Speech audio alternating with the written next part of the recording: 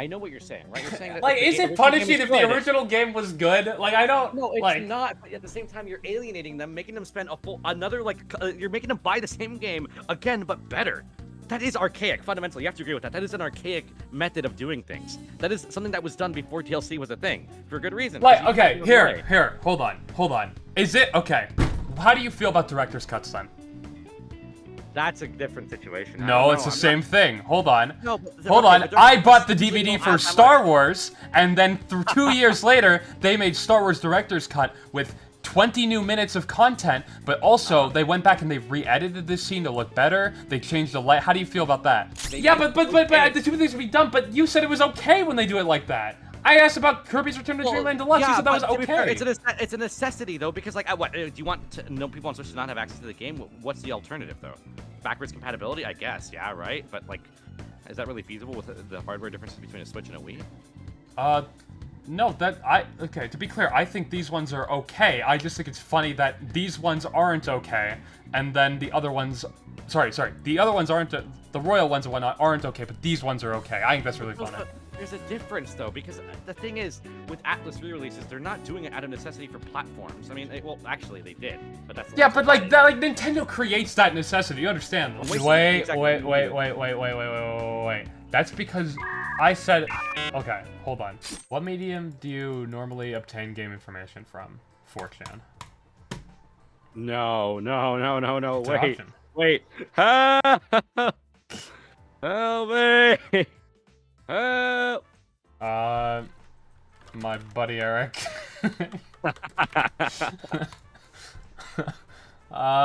When purchasing a multi-platform game, do you refer to the reviews/ratings of the game on the following sources? I should answer my buddy Eric again. He has really good gaming takes.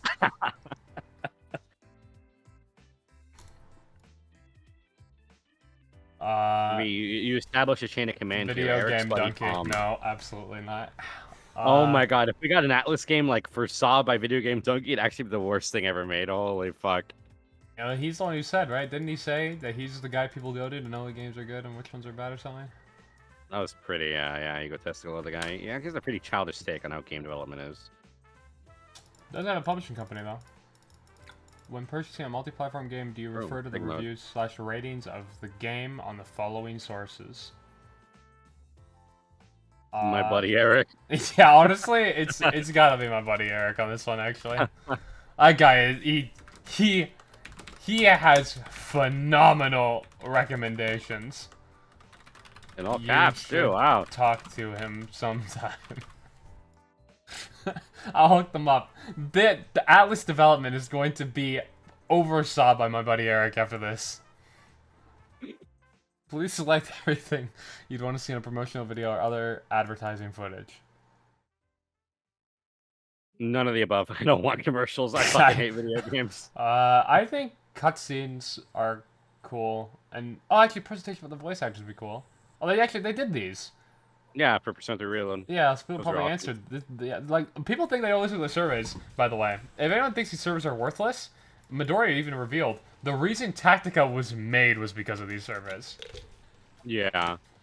Though it is true that they mostly, I think at least they use, I don't know about now, but definitely in the past, they typically tend to listen to their JP audience more than American, because that's the reason why we got the dancing games. I imagine that's the truth, but that's probably because they're bigger there. I mean, you're going to go where the money is at the end of the day. True. But, like, I imagine the U.S. audience is big enough at this point where their opinion matters quite a bit. I mean, they matter enough that they're delaying the games to have the release same day in the U.S. now, so. Yeah, that's true. So, like, they do care about these survey answers, to be honest. I assumed a lot of people probably answered this, because it does sound cool, and that's probably why we got the reload ones. I think they should keep them coming. Those are cool.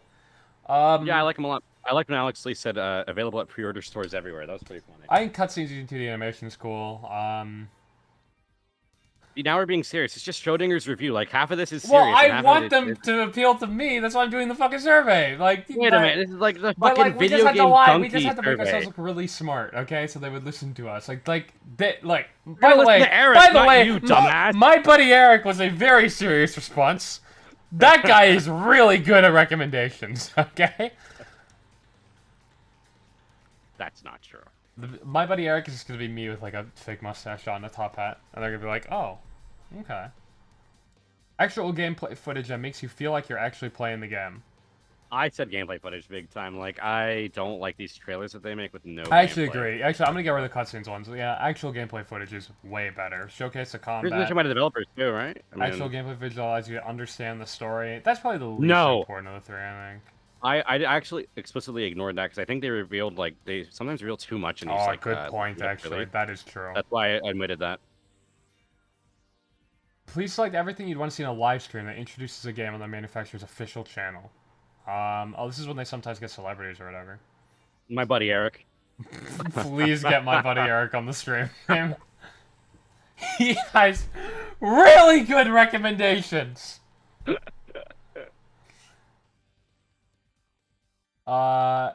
Presentations by game streamers. Oh yeah, fuck yeah. This one guy, he's really good at it. Oh yeah, are you talking about yourself? Because I remember when Atlus aired you in fucking emails. Nah. Nah, I'd win. You good, dog? What? Can you hear me? Okay. Your stream lagged and your Discord stream also lagged, but it might just be my internet. Who knows? Whatever. Ignore me. I'm crazy. Presentations by the developers themselves. By the voice actors, by VTubers. Oh, this is probably why they did the Mori collab. No. No! Well, they did for P3P's release. They paid to play it. Of course, they paid her to play the worst version of Persona 3. That makes sense, actually. Entertainment content related to the game. Actual gameplay, yeah, true. True. From the following game events held online, please select all of those you watched online within the past year. Only pick the Summer Games Fest and nothing else. Yeah, that's the easiest way to get them to go. Yeah, dull is this fucking moron. This guy watches Jeff Keighley. Oh, this is where they're probably gonna announce games. Everyone watches the Game Awards. Okay. This is good. No, this is so where they know where to announce things. We're not giving it to Jeff. Never. I want the Summer Midfest to be dog shit every year. Game Awards are hype. Game Awards are hype. Wait, hold on. Game Awards aren't that bad. Game Awards are better, but we've surpassed the need for them. If we can move Atlus away from them, that would be based. Xbox brings a good showcase. Even State of Play, I'm fine with. Direct. Just give it to these guys. Fuck Jeff. Wait. Tokyo Game Show is goated. No, fuck you, bro. I don't watch the Tokyo Game Show. Well, I do. Fuck you. You don't watch the Tokyo Game Show. I do. Seriously, I do. When did it happen this year? I can watch it this year. Yeah, okay, there it is. I watched it last year. Well, they didn't even have their concerts there. That's where I get all my gaming news. Oh, you know, they should in the other tab. You should mention. I just realized this now. You should ask them to bring their concerts over to the NA. The consoles? Like Sonic, the concerts, like the P Sound. Yeah, they because they do like Sonic. They do Sonic concerts over here. Do they? Yeah, I saw Sonic Symphony like earlier or last year. Please select how much free time you have on an average day. This guy loves RPG. He has all the time in the world because he's so rich. Oh my god.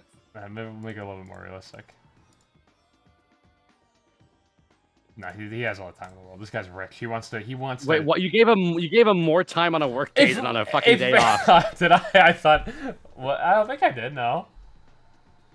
Either way. If Lucky Slime can beat 5 versions of the same game in 1 week, this is realistic. Okay. How much can you spend to play? Again, say all his time he wants to spend playing Atlus games, nothing else. He doesn't even eat food anymore. Eric. It's getting concerning. His buddy Eric is trying to help him through it, man, but he can't. Please select the average amount. Actually, Eric's a bad influence because he keeps recommending him great games. He just keeps playing them. Instead of him getting a fucking job. Well, Eric's a committed man. Please select the average amount of money you can spend freely every month. This guy has like... Oh, wait, no. Price your games decently. Fuck you. That's what I said, too. Actually, I probably shouldn't have said that, though. Because, like, realistically, this guy's rich. He has all the money to spend on it if he wants to. How frequently do you purchase video games? Both physical and digital. Never. I fucking hate video games. Once per month. This guy's playing... that option? Actually, no. Once every 2 months. This guy's played most of the recent releases. He's a big fan. But how much do you spend per month on game titles and DLC? This guy can't stop spending. If a new game from your favorite series developers is released, do you ever hesitate on purchasing it? Absolutely not. Yeah, if Eric recommends against it, maybe I change my tune. Good But point. otherwise, I sometimes hesitate because Eric says it might not be great. yeah. See, where is that response? He didn't buy The survey Solakers 2 for that sucks. reason. Eric didn't like Solakers 2. Wait, Eric's fucking brain dead. Fuck that guy. Games for the He got standard filtered. retail price. No, he has really good recommendations, trust me. Games for the standard retail price between... Oh, how long do you expect the games to be? Yeah. I guess. Put Less than 100 5 hours for every hours. single one. 20 hours. No, 10 hours. We're just gonna go up. It's like a staircase. I don't... Okay, because my real answer is I don't give a fuck. Just make the game good. I don't care. Yeah, like our game can be turbo key now. Like I wouldn't mind if it was still like. Because like otherwise you start getting the problem where people start inflating games. Yeah. Yeah. There's actually a really big problem with the Megami Tensei game for inflating like the game to be too long. Just if you Google Megami Tensei inflation, it should come up. Oh yeah, I've heard of that. Yeah. Fuck it, keep making the games long. I don't care. They, Filter everyone. they started adding quests with Pixie and Nocturne to pad out length. Yeah, no, the Pixie Playing the game inflation, yeah, sometime. that was all over the place. It's Yeah, a real problem. people yeah. couldn't stop. Yeah, oh boy, yeah. But there's a really interesting read when I started reading about Pixie inflation for sure. I think. Like how it got to that point or whatever. Hashino, like there's a really interesting interview where he keeps talking about why he focused so hard on the Pixie inflation. Yeah, I don't want to spoil anything though, so you have to go read it yourself, I think. Yeah, give it a read for yourself. Just quick Google, guys. Pixie inflation. Get what you need. Yeah, Mega 10. Yeah. Also Thor inflation. Okay, Persona series, I have purchased the... Yeah, no, we buy all. We love... Oh, fuck. Actually... No, don't make them deprioritize fucking SMT. Nah, okay, there you go. Good. Well, I was just thinking that, like, in general, I don't like when they put that, but, like, they're gonna do DLC, so, fuck it. You might as well put it on the Digital Deluxe, and... Actually, doesn't Metaphor have, like... Metaphor's Digital Deluxe is, like, actually kind of, like, not great. Like, Where is it? Yeah, it's just, like, a digital soundtrack, digital art book, soundtrack, but it's, yeah, that's all that comes with it. But that's because they released the best collector's edition I've ever seen from Atlus with the game. This is an insane... I'm buying the physical premium. Okay, nice. I'm gonna do it. This is a good picture. Yeah, just really squint and you might be able to see it. Eric could probably figure it out. Yeah, 25th or 35th history book, premium art book, physical soundtrack, 35th anniversary, like, soundtrack of, like, the best Atlus songs or whatever, acrylic stand, which is kind of mid, but whatever, so all the DLC, the basic, like, this is an insane one, and what was really nice, too, is they even said for PC players you can still get this, because I had one for PC players, right? You'd still get, I don't know if you get a physical version of the game, but you at least get the digital version, but you still get all this stuff or whatever. So it's like, oh, you it's get a really case nice. for it, I believe. Okay, you get a case. Steelbook. And then it was US exclusive, so I couldn't buy it. Ah, get fucked. Please select all the reasons why you purchased the Digital Deluxe Edition. When Eric says the DLC is really PogChamp, typically he is right. You're gonna talk this guy Eric into a position at Atlus, bro. I'm hoping for it. And you know what? Sometimes he has a mind of his own, though. If it's more cost-effective for personally seeing the additional content, yeah. But also Eric, he's guiding this guy's life, like his financial. Eric does his taxes. Eric, like this guy, yeah, this guy's like, oh boy. The next other is gonna be like, yeah, Eric makes like the laws in my state. It's really insane. This guy has risen to power. Additional stories that can't be experienced in the base game. Oh, these should be like, this is like fair to put at like $10 to $19. Additional playable characters? Yeah, fuck you. Don't put those in DLC, I think. Allows you to enjoy the base game more deeply by providing insight into the game. The artwork and stuff, these should probably be cheap, I think. I don't think people are going to pay that much for that. Elements for customizing the base game, additional music, character outfits. These are, like, small, so I don't know. Items that enhance your stats and give you... Don't fucking ever put these in games again, please. Early access. I don't like the pre-order bonus early access, so... Release of DLC. That can provide you a better experience of the base game by adding extra story and characters. I think that's fine. Release of an enhanced version. Oh! It's asking, do you like DLC for more content or the enhanced versions? Fuck the re-releases. DLC is obviously better, right? I don't know. Not necessarily. I think people write it off too quickly.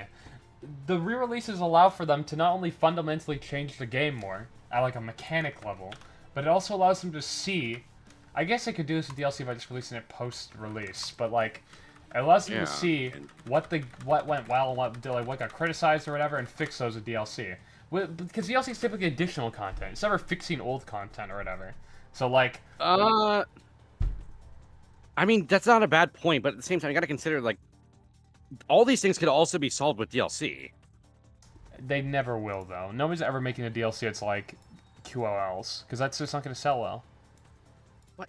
If Vengeance was DLC for base 5 and they just ported the game to other systems, I feel like more people would buy it still. On Switch, you mean? No, well, I'm saying if they also like they re-released like, or not re-release, if they made Vengeance multiplat, sorry, they made SMT5 multiplat and then released Vengeance as DLC, I feel like people would have just bought that. But then they got to be more expensive now for people who never bought it once. I guess some situations then, right? If it's like not accessible in the first place, but if it is, then it feels like DLC is just a better way to go. No, because I don't think people are gonna buy. I don't believe if like if people are like. I don't even know how much DLC allows for either. Like, does DLC allow you to like change the game at a fun, like the QOL stuff? That's just like something you do with a free update. Like, you charge for that, people are gonna be pissed. Well, then they can just do a free update instead. I mean, the point is DLC. They won't. That's something that takes dev time.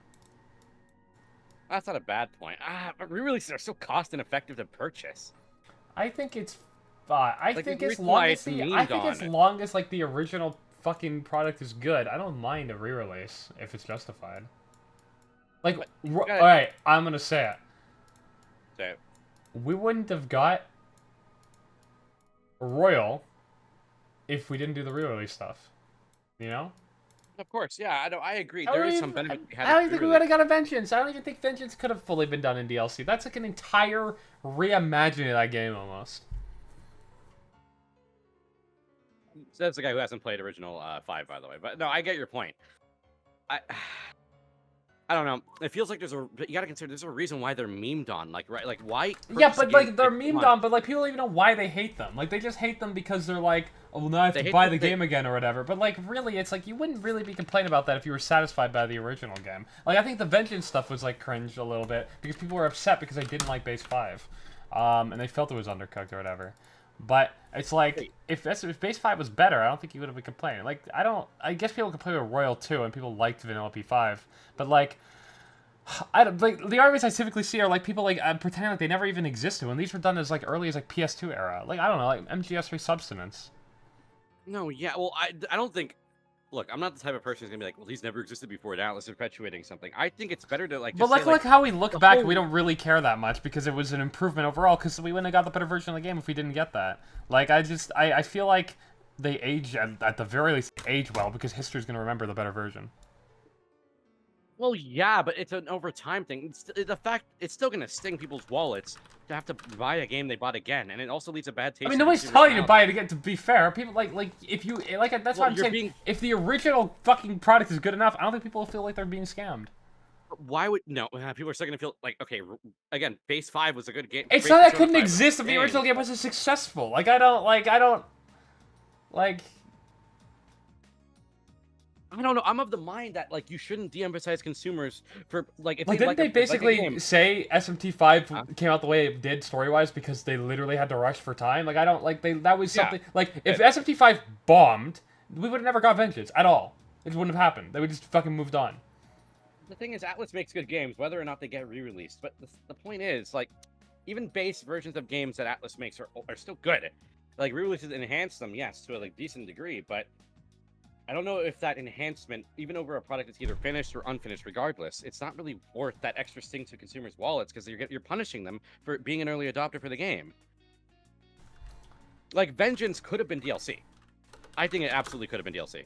Free updates combined with DLC. I'd say that, like free updates for the enhancements you make to combat, and like DLC for the second campaign. No, go on. I need something on the screen. Okay. Well, this game sucks. Okay, What were you man. saying? Wait, okay, finish your point. Okay, this game is Okay. ass.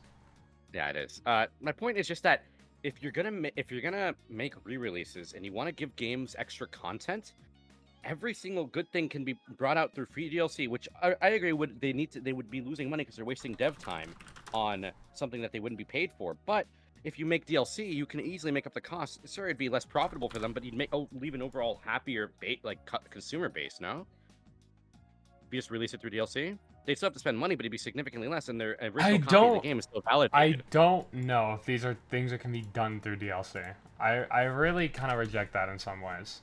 Third semester, third semester is tough because sometimes they like Okay, maybe an extra arc. That's like. like the most doable probably. But like, even so, like I wouldn't want P5R without all the other stuff that was changed too. That was just the most substantial. Well, when you say other stuff, what do you mean? Like the QOL, like the changes to the game fundamentally. Those could just be I said those could be brought out through free updates and then do the DLC for the actual story content they're adding.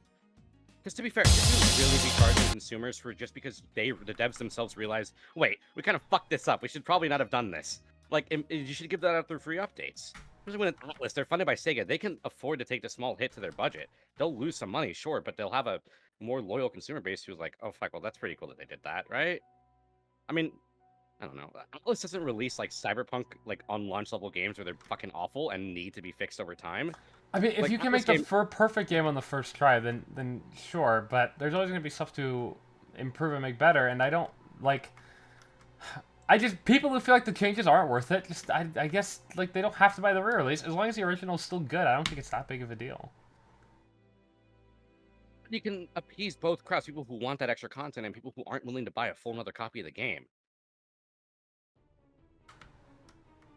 I don't know if you could do it on the same level. I think some of these things require a re-release. Like Vengeance is a total overhaul. I don't know if you can do that through DLC, and I don't think you would do it through DLC for any less of a price tag, to be honest. Vengeance is still based off 5, which a lot of people did buy. I mean, again, you can, as I said before, you can just do free updates for the actual quality of life changes, and then But like, make I don't know DLC if they even for want to DLC. do that. Like, this Well, I mean- isn't a multiplayer game that gets funded through like microtransactions and shit. So if they keep updating true. the game and fixing stuff like that, like people will keep buying things in game. Like these games get bought once. That's So, true, yeah. like- I don't know. When I think re-releases, they always feel archaic to me. Like, the same thing happened with fighting games back in the day. Fighting games used to get tons of revisions and re-releases over and over and over again to the point where it became like a joke. And eventually they stopped and embraced a modern model of just DLC, which sure, honestly, in the long Yeah, run, but might be that more was something. expensive, I but- think that was actually something done more through a necessity, because at the time you couldn't Couldn't you patch. couldn't do DLC. Yeah, that's true. That's the But thing. now, well, to be fair, like what their first Like release- that derives yeah, from like arcade like cabinets being like, oh, okay, well everyone's gonna stop buying this cabinet now. Here's the new version of the game. Start putting this one in shops or whatever. You know, yeah, like it's very that. iterative. Yes, Like I that agree doesn't. with I feel like it doesn't apply the same way when it's like that is something I think could be done really easily through DLC, because it's not really like. It is probably fundamentally changing the game, but like. Those are games that get like waves of content post like thing, like oh there's new characters, there's new meat, like whatever, right? Like, eventually like, Alice games aren't really like that. You gotta, well, that's true, but at the same time, you gotta consider like Atlus has been like doing this. Like, it feels archaic because it is. Atlus has been doing this since Persona 3. like the original PS2 release. You know, in Japan, the FES add-on was like another disc you put on the game. You could like. Yeah, but that's because that was literally just a new arc. That is, well, actually, no, I'm lying. No, they changed things around and like base no, like. Yeah, no, that's true. Does that happen if you have the other disc? Is that how it works though? What do you mean? Does it still change things in the original if you just had it on a disc? I would assume so, but I don't know. When I've heard people talk about it, people say it's like an old school way of patching things. As far as I'm aware, it patched the game, but I don't know how true that is. I haven't, obviously, I don't know the PS2, but. Well, And it was only thing done in Japan as well. It wasn't an NA thing. Like NA had sold, like did their full re-release thing where they sold the game separately. I guess that probably could be done through DLC.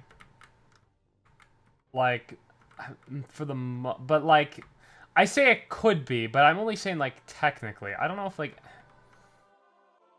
I don't know if you can charge people for these things, and like. And I'm only saying technically in the sense of like, because you can update it, and I guess it would be like kind of like an update or whatever. But like, also then when you run into the problem that it's like, you'd have the same issue where people are just mad like, oh wow, I can't have this QOL unless I pay like X amount of money now. Not as much though. People negatively associate the feeling because like their original copy is completely invalidated by the re-release. I'm completely validated. Like how? Like it's still a good game. Okay. No, it is still a good game, but like they're like, well, why the fuck did I buy this then? If Royal came out like 2 years after, which is extra story content, and I have to pay full price to buy it. If Royal was just like a DLC attachment for the game, people would be like, okay, my original copy still serves purpose. Well, then how much did that DLC cost? Oh, I don't know. Like the same price as a full game? Like, what's the difference? Not the same price. I don't know. Like, I feel like Kaito files for Lost Open, that's like what, I think $30. I mean, to be fair, it is a re-release is way cheaper than building a game from the ground up. That's obvious, correct? They could afford to price it less if they're just making DLC. If they put all re-release content in DLC form, they could probably charge for 30 and still make a sizable profit because they're already reusing 95%, not 95%. Like that is true because they're charging with the original game in mind that you're getting the full, yeah. But like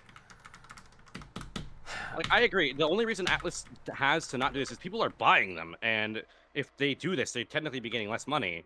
But I don't even see it from that perspective. I see it from like the perspective of like Royal fundamentally changed like a lot of the things in like for starters on a technical level, there were things that are done that couldn't even really be done on the PS3. So the original version would be out entirely, right? No, that's true. But like to be fair, Persona 5 is a weird case where that game was delayed so much it was released at the end of its like the platform it was intended for. It was released at the end of its lifetime. So let's assume that doesn't happen. There's still like technical changes to like the way things work in like the code and shit. Like that is like I don't like even like small thing like. The way like I go over it in like the vanilla versus Royal stuff, like if you want like an easy example, like I don't know, the way taking cover has changed, right? Like that's like a fundamental, it's like a coding thing. Like that's like a small little QOL thing. But how does that again? That could be done through an update. That doesn't really invalidate the idea that it could be done through patches and DLC. It could be done through an update, but like then you're locking. It could be done through, but it just feels like a weird thing to lock behind a DLC. Well, no, I'm saying the like that feels like something that should be an update because like I feel like if that happened, everyone would be going, well, why isn't the new arc just a DLC and they just didn't make this a free update? Well, yeah, that's what I'm saying. They shouldn't make the quality of life things free updates. I don't. Why they just wouldn't do it at all? Because nobody's gonna be buying the DLC for the QOL. Everyone's gonna be like, you will get the same amount of sales, QOL or no QOL. No, I'm saying don't make the QOL DLC. Make it a free update for everybody, regardless if you buy the DLC. But they're just not gonna do QOL at all then. What's the point? Why wouldn't they because you're making a... Okay, yeah, see, this is where it sounds naive, but you're making a better experience to the player. I mean, what? People bought your game. Nobody's... If you can... No, I don't believe that. Because, like, no one's probably replaying the game for the QL. Like, in the same way, nobody's buying the re-releases for the QL alone. People are buying... That's true, but people are buying the re-releases for added content, usually, and also people, like... Yeah, which is why, if they were to do the DLC model, they just make the DLC the new content, and fuck... Which is exactly what happens. I mean, to be fair, though, they just wouldn't do the QL at all. QL being updates, that's not necessarily out of the question, though. Soul Hackers 2 had QL updates. Yeah, because they needed... Like, that was a sprint button. Like, that was why the fuck isn't this in the game? Like, that was a QOL. That was... To be fair, you can argue that most things that Royal adds are like, why the fuck wasn't this in base game? Not really. Like, they're nice to have, but, like, I get why they weren't, like there. They're the kind of things that can be only realized with hindsight, but hindsight is exactly what patches are for. But again, I'm saying, like, single what player if games don't this, get like, patched the same way multiplayer games do. you could wait Because a they year have or a different two business model. to develop but to be fair though, Sega has been branching out with this whole longevity for their games thing. This would just be the next iteration of it. I mean, there's a reason why Reload's getting the answer as post-game DLC. That is actually a decent point. Yeah, they're going for longevity. But for I don't even think they understand how that works yet. Because they did, like, a wave, and they're like, okay, wave 1 is, guys, Tartarus BGM, guys. Holy! It's like, I already beat the game. Why am I going to play that? Wave 2, guys. Velvet Room DLC outfits. Wow! I reinstalled the game for that one. And then it's like, no, wave 3 is the answer. It's like, okay, wait, do you see, like, there's... Hold on. What's happening? Like, one is clearly way more important than the others. Yeah. No, I agree. They don't... I honestly feel like those other things are just to justify the price of the entire thing, but... Like, there's probably things that probably cost, like, nothing to implement, and they don't want to price the answer on its own super high. But they probably need to justify it, you know, being a thing in the first place, right? Because Reload's a more budget title because they reuse, like, a lot of shit. I think they want a reason to probably charge you a little bit more for the expansion pack. By putting, like, filler content Someone that doesn't really matter. Someone in chat raised a good thing to your point, saying Akechi's Confidant would be wrecked, as even then people would need to replay the game for the new Akechi Confidant. Also, Baton Pass and Grappling Hook, Maruki's Confidant, Sumeri Confidant, Jazz Club, and Billiards, Dark Place. Well, to be fair, you can do, like, if you want to make... Honestly, I think you can argue this would be better for game preservation. You could just make it like Vengeance did it, where you have it, you choose 2 campaigns. One, the Royal campaign, which adds all these, like, extra characters. Well, then, like... That's a really good point, though, Mystic Jacob. That was a good point. Mystic Distance? Shut up. Okay, that's not a bad point. But I still don't think that necessarily invalidates the approach for patches and DLC for these re-releases. I mean, I think that'd be, like, at that point, like, the only way of doing it, because it's like, that it fucks everything, I feel, if you're mid-playthrough. So... Yeah, no, it'd be annoying mid-playthrough, but to be fair, like, I feel like it could still... They could absolutely do it. It'd be a bit like a weird transitional period, but it'd be better... Everyone would be better off for it, I think. It's not impossible, for sure. I mean, Vengeance, the way they approached it, it feels like that 100% could have been DLC. I think the reason they do release the way they do, I think it's like, it's easy to tell somebody, right? Buy this DLC because there's more content. Okay, yeah, it's easy, right? But that's really it. Like, if you say, buy the DLC for new content and QOL, I feel like nobody really cares about it. But, like, if you're getting someone to buy, like, a whole new game, well, now we can do, like, other stuff that we wouldn't do with DLC, because it's like, well, we have to get people to buy a whole new game now, so, like, let's show, like, that we're, like, improving the game in other ways, too. It's not just, like, literally something that could have been a DLC. It's stuff that, like, hey, this couldn't have been a DLC. We needed, not only the hindsight, but, like, we kind of need to, like, revitalize the game in, like, a fundamental way that, like, we can't really do via, like, a patch or a DLC. But I disagree with the way you're approaching this. You got to realize the way that it's been handled up until now has been a cause of necessity. Think about it. Persona 3 FES, right?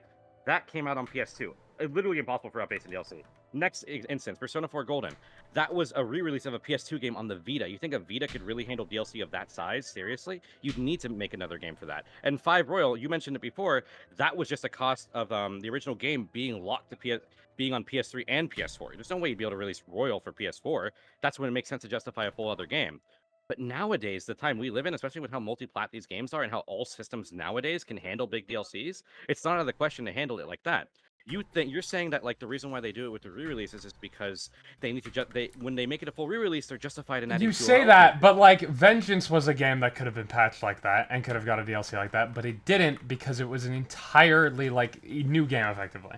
I think that's not a bad point, but to be fair, Vengeance was also, you mentioned this before, it was also the victim of a rush schedule and an unfit, like, a very rushed schedule, and it was only locked to Switch due to probably an old agreement from Nintendo. Yeah, but it's, like, also something that, like, it's like, what, like, I don't get, like, is the better reality Vengeance never comes out? I don't think so.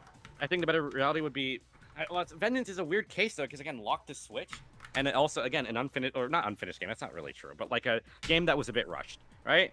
That's a case where I feel like a re-release is significantly more justified. Even then, though, I feel like you could have done Vengeance as DLC if you just ported base 5 to everything. I don't know. I don't think so. I don't think it would have came out the same way. I don't think they would have done the stuff they did if that was the case. Oh yeah, someone in chat actually. I was gonna mention this earlier, but I lost my train of thought. Someone in chat said, "Sorry, what?" Cyberpunk DLC. Okay, rhetorical question aside, you don't need to say what. Cyberpunk DLC is huge and got a PS5 only expansion. Persona 5 Royal could have been like that. True. I actually agree with that. When you say PS5, he means next gen. But yeah. like, you have to realize Cyberpunk is literally in the middle of a campaign of literally trying to get back all the good faith they squandered by getting people to buy a game that was fucking unplayable on launch. Like, it's a little bit different. Like, the reason it was like such a big thing is because Cyberpunk DLC dropped, well, I think it was alongside patch 2.0, or at least pretty close. Like, the reason it dropped pretty close is because patch 2.0 was what the game should have been in the first place. No, like, I agree. My difference is, like, I'm saying, like, example. if the original game is dog shit, then yeah, it does feel like a slap in the face for the release. That's why I made the caveat that I'm like, the original game should be good on its own. That is true. Like, if it's not good on its own, it should be done through patches. Because in that case, you have to make the game... That's why I said with the Soul Hackers stuff, when they added, like, sprint button, like, yeah, this is stuff that should have been in the original. That's not insane. Now, you could argue with SMT5, so, oh, it should have had a good story, but, like, that's a pretty different, I think, than, like, the game being, like, unplayable or, like, effectively not having something pretty much promised, in a way. Yeah. But hold on, yeah, but you're arguing like what? Does the game have to be like the game's good by the beginning? Then it's okay for them to like what like charge you more for a re-release? That seems a bit backwards, right? If the game's good from the beginning with improving upon it with through DLC and through free updates, it shouldn't be frowned upon either, you know? But why would they? Like, you have to give somebody a motive to do something. Like, yeah, it'd be, like, perfect if they just, like, I bought the game, and they kept giving me content, they made it all free, and, like, that's not how it's, like, they, yeah. They're gonna want, like... Yeah. So you're saying it's a lack of, they don't have a reason to do this, is what yeah, you're saying. well, like, I mean, that's like, just the way, like, I don't, like, you wouldn't really do some things, you wouldn't do some, like, the QOL is something on top of, like, I think, okay, I think if we made Royal a DLC, right, we go into an alternate reality, and Royal wasn't. Okay, ignore the PS3 shit for a second, okay? Let's imagine it was just a PS4 game, right? Yeah. Okay, understand. Okay? Yeah. Royal was a, Fucking suck at this game, by the way. I'm totally unrelated to what we're talking about. Royal was a DLC. I don't think it has all the QOL. I think it just has the monarchy arc. I don't even know if it has the rewritten Akechi Confidant. I don't even know if it has that. I think it tries to approach all that stuff in a different way, because it has to. Because it can't really rewrite the stuff in the game for people who are mid-playthrough. No, okay, wait, hold on. Are you, again, though, you're arguing a problem that can be so easily solved through, like, an alternative campaign, like what Vengeance did. That would be the only way, but, like... Is that bad? I don't know if that's an amazing... That can be argued... Well, I don't think it's amazing to have to spend a whole, like, full $60 on another game, or $70 now, on another game to do the same thing. Right? I mean, these problems could easily be solved through through, like, slightly different means, and you still create a better user, like, experience for everybody involved. People's original copies are still validated. People aren't going to be fucking bitching about having to buy the game a second time. The fucking meme about... Yeah, but like... The problem is now, it's like, I guess, I'm trying to not view it through the lens of someone who's mid-playthrough of the game, I guess, because I guess that's a little thing, but like... Because you can argue, but then you can make the same argument, like what, like I'm mid-playthrough through, like what, P5 and Royal comes out, like then what, you have to buy a fucking $60? Well, fuck, I'm already midway through this experience, well, fuck me, they made a better one midway through, fuck! You know, it still suck. Either way, it sucks, but at least one... You're like, well, you know what? After I'm done with it, I'll buy the DLC and I'll experience that second campaign. You know? It does suck when you're midway through the game and then they announce, like, the better version. That is true. But I feel like then it's like, wow, you have no excuse, like, not to make this QOL, like, just something like that is free, besides, I guess, if we're being uncharitable greed, right? Like, well, yeah, I mean that's what I was saying earlier. The only but that's why I'm saying I don't think that would be done at all via DLC. Is what I'm saying. Like I don't think anyone like does those changes if they don't effectively have to. I think you release like because like that's what people will buy DLC for. Well, no, but you're arguing what, a herd mentality thing? What, just because no one else does this before, then it's a bad idea? I mean, that sounds like a straw man. Okay, well, ignore that. Rescind that. I didn't say that. It sounds bad. But what I'm trying to say is it sounds like you're justifying this by saying it's not a common practice unless it's a failed game. Well, like because nobody's buying the QOL or the DLC for the QOL stuff, right? The extra stuff. Like they're buying it for like the big piece of content, the new arc, whatever, right? Mm-hmm. So like if you sell a DLC, I feel like that stuff all goes away. I think that's done in a re-release because it's like it's a re-release, it's a reimagining, almost like the game. It's like, hey, here's our second shot at it, effectively, right? We saw your criticism, we saw that, whatever, we're doing all this or whatever. Like, It's also that maybe I don't know how like coding works on like that level, but like. You've yet to entirely refute the notion, though, that these like quality of life things could just be done through patches. Again, the only loss to this is like what corporate greed. They make less money because they don't put it in a re-release, but it's still you can still justify patches like this. Or you think it's such a big deal? Like what? You could no, like there's no reason to not just put it in a patch for free if it's quality of life on its own. But like, why would like as a company, why are we like we have to like be like, hey, all right, everyone get ready, everyone. Go make the QOL! Go do it! Why? Because we're nice guys, we're gonna release it for free. Like, it's like, spend all this money on dev time, go do all the QOL stuff, and then we're releasing it for free? Wait, for but no hold reason? on. Like, the game won't make more revenue for that. Everyone knows that. The game's not gonna make more revenue. Nobody's, like, buying the game, and like, that's why I said like the Cyberpunk stuff that was free because people are actually gonna buy the game if it gets fucking playable. Yeah, no, like, I agree with you. It's like this is something promised in the first. The reason No Man's Sky went and fixed the game and they made it the game they promised in the first place wasn't because they were really nice guys. It's because that's the game people were gonna buy and people didn't buy the game because it came out like dog shit, right? So it's like. If you're making like QOL for an already good game or whatever, nobody's gonna go like buy the game because it's like, oh wow, it has like this little QOL that doesn't matter that much, but it's like kind of nice. But like, yeah, it's like nobody's like really buying the game. Yeah. Well, yeah, I agree with that to a certain extent. I do agree that's like, yeah, that's what I was saying earlier, to the point where like, if you do patching QOL stuff later on for free, there is no benefit for that monetarily. But at the same time, is it preferable for them to, like, it's just, to me, the way I'm approaching this is I'm trying to think of like the best experience of the player. And the best experience of the player, sure, the company loses out on some money that they could have made out of a re-release, but you have to consider also, aren't there additional costs with re-release as well? Like you'd have to start a new marketing campaign for that full re-release. You'd have to that's why you have to make it like a good fucking re-release. That's why you have to do stuff that isn't just an extra arc. That's why you have to do the QOL stuff. You have to do all the other, because you're justifying people buying a whole fucking new game. So you have to justify that by adding more than you would if it was a DLC. But at the same time, again, you got to realize the only reason why we're used to this is because Atlus has done it for quite a long time. But this is an old practice. It's archaic. It's an old practice, but it still gets done. People buy it because Atlus puts out good enough stuff, but there is no reason that this can't just be done through modern means. Well, I think there are reasons. I don't think they get done through modern means in the way you're saying, because there's no reason to do them like that, if that's the case. Like, if it's a DLC, you approach it totally differently, I think. Because people don't buy DLC for the same reasons they buy new games. Like... But you gotta be honest, it's gonna be... Okay, if they had, like, two realities, right? One where we get the re-release, like how we did. Like, as you said earlier, Persona 5 Royal, as it was treated, as it, like, what it actually happened. Or if it was just a DLC thing and a few quality of life patches. I argue that the sales for the DLC would either be comparable or probably more than the original game, because, okay, again, ignoring the PS3 fucking bullshit, whatever the fuck, is fucking weird console generation, but if you just were able to condense it into DLC and patches, people would fucking buy it probably more than otherwise. Especially with how, like, bombastic by what more? People would probably buy more of that DLC than they would a full re-release. Because it's cheaper, and it doesn't invalidate the original. That is true, but that only applies to returning players. This doesn't apply to all. Are you arguing? Oh, that's not a bad point. So you're arguing what? That people, like, you miss out on opportunities. Well, obviously, that's why you do the whole. That's why they have bigger campaign. Obvious, you're selling a whole new game. Like, that took longer to make than a DLC would. Of course. Yeah, of course it brings in new players. That's still a scummy approach, because you're alienating people who, like, why would you be punished for buying the game on launch? Like, I'm gonna buy Persona 6 on launch. I'm gonna be honest. I'd be a little miffed if they made an enhanced re-release a few years later. I'd be a bit pissed off.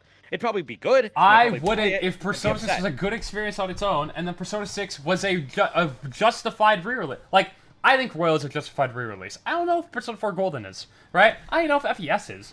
But like Royal's a justified re-release because, like, fuck, I get why you took all that time. I get why this is a separate game. That was all worth it in the end, I think. I would rather the reality where we have this where we don't. Like... but, like, the original game on its own was still a complete package, was still really fucking good, was still worth all that money, right? Like, that's why I'm like, yeah. Like, if it's not okay, like, if we're talking, like, the re-releases, like, doesn't add enough substantial content, then, like, sure, obviously, but that's on a case-to-case basis. That's not against the entire concept of re-releases. Well, then, okay, how about a middle ground in which you, I don't know, like, you still have that DLC approach, but if the concern is you wouldn't be bringing in new players, couldn't you just release, like, I guess this Well, would to be also clear, kind of my related position is to like oh, that I only want to do one. If you're gonna make content that if you're gonna make content that doesn't justify a re-release, yeah, absolutely do third DLC. Like Tactica had an extra like little thing in DLC. I'm like, yeah, if you did Tactica 2 and you only had this, that'd be fucking stupid. Yeah, of course that was justified to be DLC, right? Like I'm arguing for earlier as both, which is what we have right now. But I don't think it's fair to punish players for buying the. Again, I know what you're saying, right? You're saying that like, if is the it original game punishing was if the good, original game was good? Like, I don't. no, it's like, not. But at the same time, you're alienating them, making them spend another you're making them buy the same game again, but better.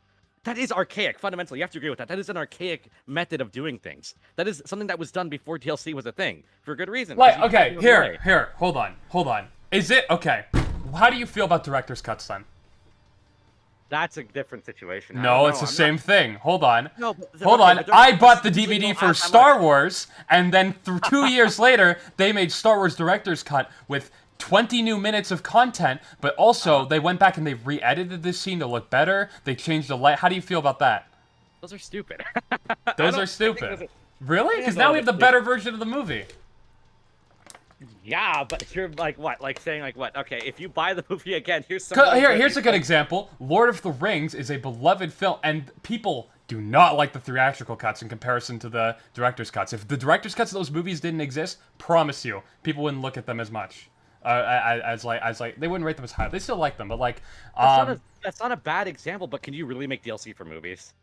Is that really possible? It's not. It's a bit of a false equivalence. There's no other nowadays, way. You want to talk about nowadays? Absolutely, you can really update the screen. Nobody's. They do that sometimes. Hold on, JoJo Stone Ocean, or actually no, hold on. Every JoJo season, literally they reanimated a bunch of shit.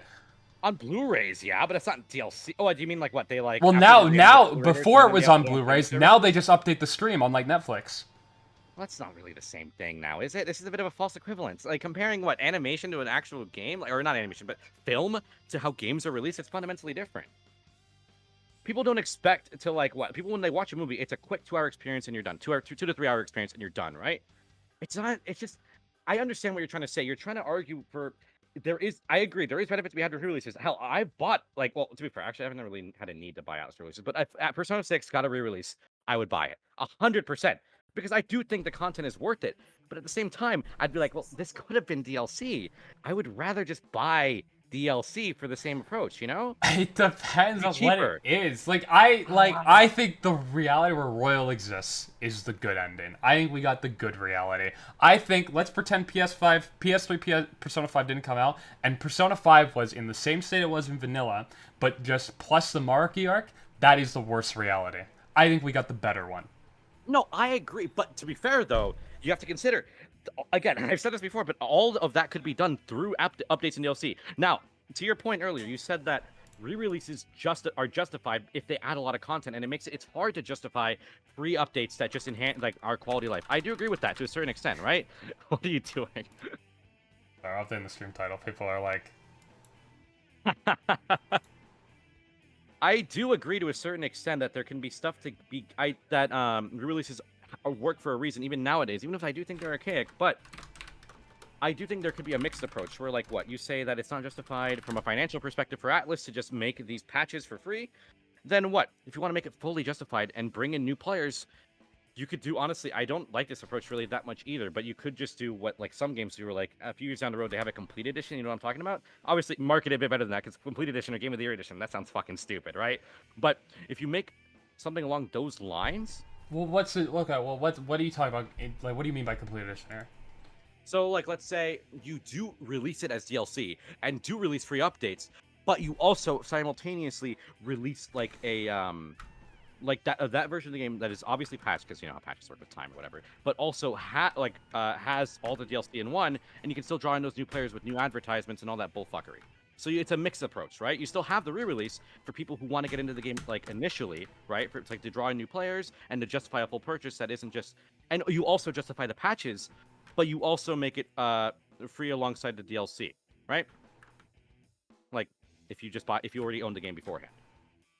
Okay. That mixed approach could tackle both problems. What's an example of a game that's on this? I'm trying to picture it. I don't honestly. Fuck. Okay, a lot of games that have complete editions just aren't justified in my eyes usually because like they just add like all the DLC, which is just like bullfuckery. Yeah, well, that's typically typically what I see complete editions as is like, hey, we made all the DLC free. Like that's what it is, and that makes sense Yeah. because like at a certain point down the line, like all the returning players have bought the DLC Wait, if hold they on. want Sorry. it. I'm listening, by the way, but like someone in chat said examples of games that did Xenoblade 2, Xenoblade 3. That's I actually true. Those games did get expansions that added content, and as far as I'm aware, they also added game modes and quality of life improvements, if I remember correctly, right? Whoever, I haven't played Xenoblade 2 or 3 to a completion. I just know the general know-how, but I think they did that approach, and it sold pretty well, as far as I'm aware. what they do? I don't know. I Xenoblade 2 and 3 added campaigns, but also it came with added game modes and quality of life improvements, Okay. as far as I'm aware. They did the same And approach then, I'm talking about, but with a Xenoblade game. What, they made like Xenoblade 2 Complete Edition or something? Not called completed. No, they didn't. Sorry, this is like back on the previous point. They didn't actually. I don't think they actually made it completed. They might have. But as far as I'm aware, they don't have a complete edition. They just did a DLC approach and free updates. And So it they worked did out DLC and then they did the QOLs through free updates. You're saying? Yeah, as far as I'm aware. I could be wrong, but I did think that's what they did.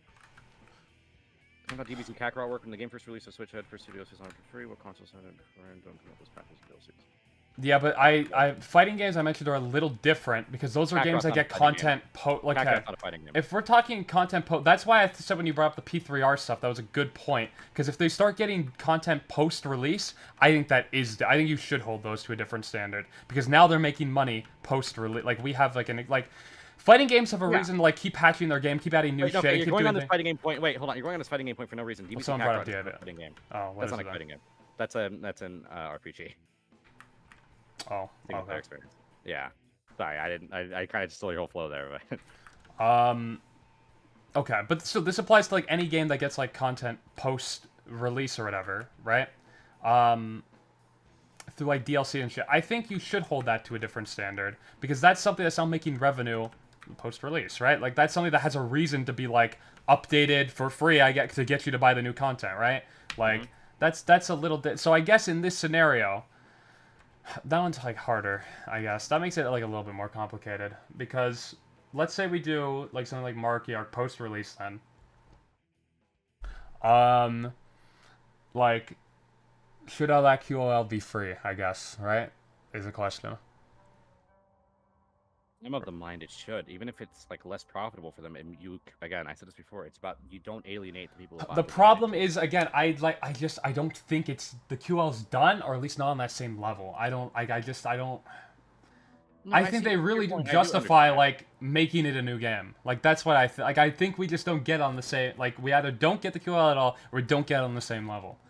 You know, I believe Atlus isn't just making these expanded editions, at least now, expanded editions just because they're like, hey, we want to double dip on this game. I think it's like we actually use the dev time in that. I mean, come on, like especially look at the content from World that was supposed to be there and got cut due to time constraint. They're getting even fucking more. It's like fuck. Like I don't know. Like can I really blame? Like Vengeance was literally created for that reason. Like because they literally ran out of time and they're like, fuck, we have to release a game because like, we can't. We're gonna go like the game's gonna fucking pace its worth. Like someone in chat said, without rewriting third semester, I don't see royal content working as DLC. Yeah. I know, but I addressed this earlier. You could still do royal content through a secondary campaign, like how SMT5 handled the Canon of Vengeance. It's just a separate story, and you can make an argument that that's even better for game preservation because you don't just erase the original story. You still have it. I'll be clear here. I do think it was cringe they deleted the original SMT5. I don't know why the fuck they did that. Wait. Oh well, no. That's not what really what I mean. I mean. Well, they delisted that. And I'm that like, is also why? true. Yeah, that's also cringe. They shouldn't. I get they don't want to confuse people because I'm sure there's a fuck ton of people bought Vanilla P5 after Royal came out and they were like, "Fuck, I meant to buy Royal or whatever," right? But because they probably thought it was a sequel. But there's got to be a better way of handling it. Just delisting the whole fucking game. Empire Stars is both free updates and paid campaigns. Oh yeah, but that's an indie game. That's a bit different. Even if that is to my point, I do think I'm trying to make an argument that a big company like Atlus, which is under Sega, could absolutely justify doing the free updates and DLC. Which I still hold a stance to. Even if I do agree they'd make less money, and even if I do agree that there is something to be gained from like the re-releases make these quality of life things a necessity, and you can argue they're much less of a necessity if you're just doing these things for DLC and updates, but I don't think it means that they just have no excuse to do them at all, like an excuse to just not do them at all. They could still handle these things. Also, wait a minute, hold on. What's up?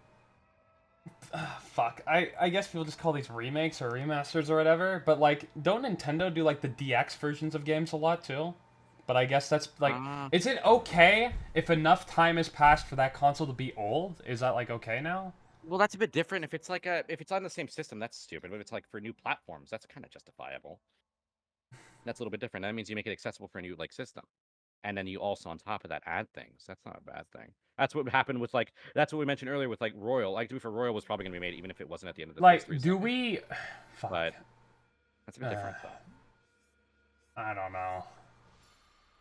Like, is that okay because enough time has passed, I guess? Like, if Royal came out, like, 10 years down the line, would it have been okay?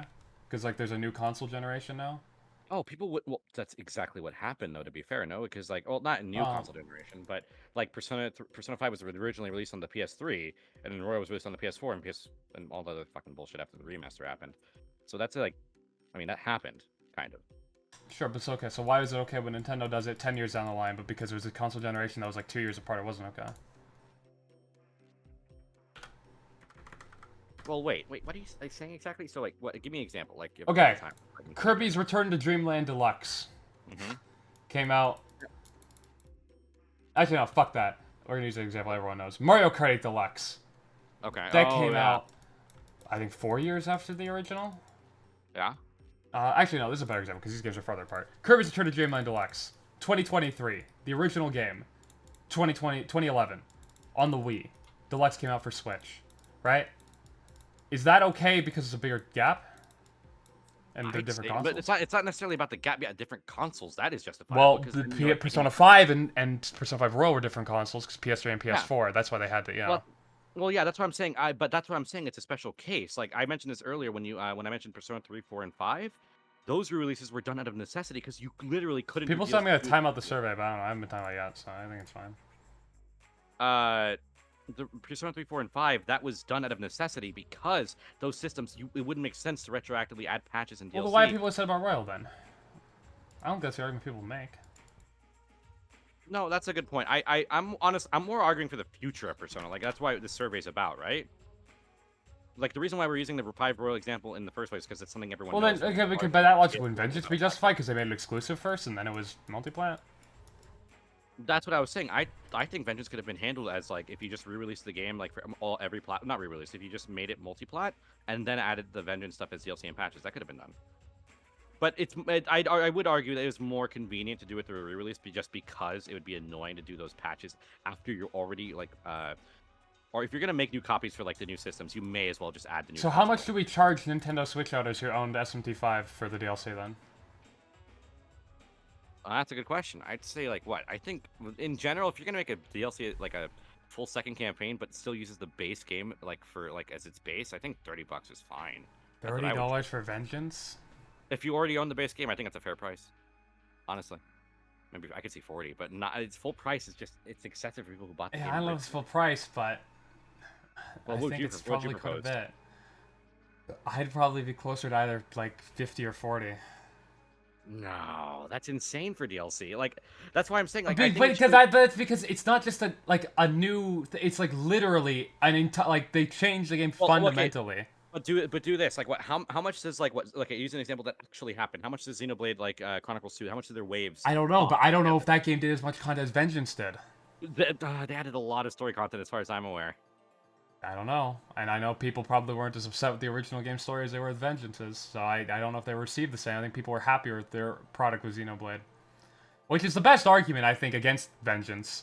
The re-release because I said that like I think you can be upset at re-releases if you kind of if the original game wasn't well. I mean, in that case though. In that, like, that's why I said, like, the Cyberpunk stuff's probably okay. Because, like... Yeah, someone in the chat just said Future Redeemed and Torna felt like their own game in a way. That's the DLC for Xenoblade 2 and 3. How much was the DLC? Like, I don't know. I think it was... Fuck, it might have been cheaper than I said. I think it was... I mean, it's Nintendo, I don't know. They literally charged, I think, full price for Skyward Sword, and they just put it in HD. I'm looking on Nintendo's website. It seems like the expansion pass for 2 was $30. To be clear, we don't like the HD versions of games Nintendo does, right? Where they charge full price for a game that's like ancient. No. Okay. That's stupid. That's just stupid, because it's not justified. You're not adding anything to it, and you might as well not fucking re-release it. It's stupid. Or if you're gonna re-release it, make it cheap. You know. Okay. Like No, because I agree. I think Skyward Sword had no reason to be like above $20. If I'm gonna be entirely honest. But that is to some extent though something They that added is Black more Emotion controls, like right? we would still argue though that it would be okay if the price was better, right? Oh yeah, I don't think there's anything wrong with re-releasing it for like an. So there is something to say about like the console and the time difference between the games, I guess. Then this is something that can only be done on consoles. Now that I think about it, you can never do this on PC. Imagine on Steam if they release like, and let's ignore the existence of mods for a second. Like, imagine they release like Skyward Sword on PC, and then 10 years later they release Skyward Sword HD on Steam, and they're just right there beside each other. Like nobody's ever gonna. That'd be like, horrible. Yeah, people be like, "What the fuck? My computer can already run Skyward Well, Sword." that's to my point then, right? Like, then why not just make a DLC and patches? Then in that case, you probably should, if it's just like putting the game in HD, yeah. Well, I mean, like in general, like, even like honestly, if people saw Persona 5 and Persona 5, like okay, let's say Persona 5 was released on PC and then Royal came out 2 years after, how upset would people be? Do you think? So if Persona 5 came out, I have people be upset for the same reasons they're upset now, but I don't think I'd be that upset. It'd fade over time, but I think Royal is something that could have only existed if one, Vanilla P5 came out and Vanilla P5 came out. Was bought, obviously, and then they were able to look at all like the criticism and shit. Like, I guess in that case, someone raised a good point. If you do this whole DLC approach I'm proposing, then you're alienating people who only buy physical copies because then they wouldn't have the extra content, like no matter what, right? If they only buy physical copies. What if they like don't have an internet connection? They don't buy DLC. I was gonna say if they don't have an internet connection, but like. That's kind of on you, I think. I don't know. I think so. I like because fucking at that point, you're choosing not to have it. I don't know. What do you want? You have like if you haven't. What do you mean? Well, no, but to be fair, you are like that would mean you don't. You can make the argument, and this is actually the best thing against what I'm saying. You wouldn't truly own that expansion if it's like something happened. You wouldn't. I mean, to be fair, it would eventually be preserved through emulation, right? But that takes a long time. That goes for every console game ever, though. Not every single one. Some of them have all their data on the disc. No, but I mean, they stopped being sold at one point. Like the only right now, if I want to get Super Mario Sunshine, okay, I guess they do the re-releases. But if I want to get like fuck, that game already remade. Fuck, what game did they remake? Oh, if I want to get Paper Mario for the N64, fuck, no, that game's on the stupid Switch. Like I can just give a hypothetical. Those don't exist because there's tons of games with that example. I don't know. I can't think of one. Super Paper Mario? Sure, yeah, fuck it, Super Paper Mario, right? That's a game on the Wii, right? Which obviously stopped selling Wii games or whatever, right? So the only way I can obtain that game now is buying it used, or which no money goes to the dev anyways at that point, or emulating it. So emulation is the only way to preserve any of these games at this point, because at one we have to rely on used copies at that point, which isn't a good sustainable way. Yeah, this is why piracy and emulation is good for preservation. And it's probably the only way to truly preserve games. Yeah. Digitally through piracy and emulation, yeah, I think so. I think that's why it's the internet connection is a non-argument where we're going physical release will be stopping a thing in a decade or two that would not stop Atlus re-release as well. I mean, okay, two things I disagree with there. I don't think it's 100% okay to have a full reliance on online for connections to have games. I do think games should still be on disc. I think that should be principle, because then you can't take the license away from someone just with the internet through like if they don't. Well, hold on. Wait, what's the argument? Hold on. Wait, sorry. What do they lose if they don't have the internet connection in this hypothetical? In this hypothetical, if Persona 5 Royal was just DLC, that means someone who doesn't have. Yeah. Okay, but no, I think that is on you. I don't think. Well, I mean, what do you mean? Like when you buy the physical copy, yeah, you get the version that's on the disc. Yeah. Yeah. That's what you wanted. And if you want the patches or the DLC, you have an internet connection. That's like agreed upon.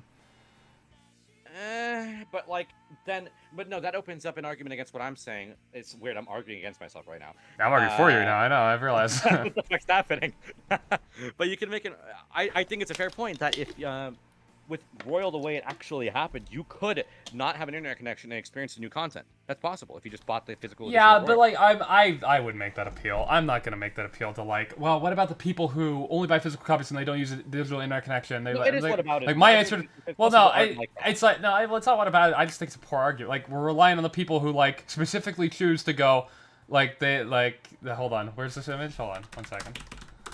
Like, when You guys are meme for this. when people tell them like, hey man, you have to you like just to be clear, when you buy this physical copy, because if you know anything about gaming ever, right, if you want the patches or the DLC that might come out, you have to have an internet connection, and this is their response. Like, I don't, like, yeah, I don't. Oh, but then again, wait, no, this argument gets dismantled by the fact, again, Xenoblade, perfect example. That game's waves, which feel like new games to some people, that never got like a. That's just you have to have the internet connection to download that shit. That's not on the But card. I mean, what are we gonna argue then when games become almost entirely digital? Because this is already happening. Well, then that argument's completely null and void by that point, though. Okay, Right? so this is only a problem as long as physical games are like a viable thing. Are still in demand. Yeah, exactly. Nah, I still think the answer is kind of, I think it is on you. I think that's like totally a personal choice at that point, and that is like not, you have to understand the industry is not in that direction. Like, yeah, I don't like, especially because like, I don't know, like, do you think you have the right to like an indie game that doesn't get printed physically? Like, do you... Yeah, no, I agree. No, see, chat is like yapping so much they have us arguing against our own shit now. What the fuck is happening, bro? Yeah, I wouldn't use that argument. I think it's a weak argument. It relies on people Yeah. who are just intentionally doing something they know that they're doing. Yeah, I don't. But again, also that problem could be circumvented if you just do like a complete edition, like later down the road that has all the DLC and has all the patches all on the disc by default, and then you charge that one like what? Like it'd have to be after some time, because I don't think like how long. See, that's another question actually. How long is it justified for them to release this DLC? Like how long would the wait be between the original release and this DLC? Well, that's what I was saying, right? I was like, why? Okay, so Kirby's Return to Dreamland Deluxe, that's okay because that was 10 years, right? And I guess they're two different consoles. Okay, so Yeah. so would Kirby's Return to Dreamland Deluxe bad if it happens on PC then? Well, actually, a good example of that, Sonic Generations, right? That re-release is like 10 years apart, and it's like an Atlus release. Yeah, but that's a remake. People are okay with that. No, not a remake, remaster. Really? Yeah, the Sonic, it's not being built from the ground up at all. The Sonic Generations, like the I thought it was a Generation remake. 4, is the exact same. I don't know. I Yeah. hate that game, so. Fuck you. Yeah, you're wrong. The game's amazing. But to be fair, you can What's it argue called? that Sonic X Pride- Shadow? I thought that was a remake for some reason. Okay. No, the Shadow content is entirely built from the ground up. Oh, you're right. Yeah, it is an expanded game. Yeah. Yeah. Well, there's an Shadow example. At least I know it's still Sega. There's an example of someone outside of Atlus who still do this. But I mean, like I said, Yeah, though, but Nintendo still do it too. But we just have different justifications for them, I guess. But the reason why this is like a bit different is because like what if Royal was 10 years apart? I don't think anyone would complain.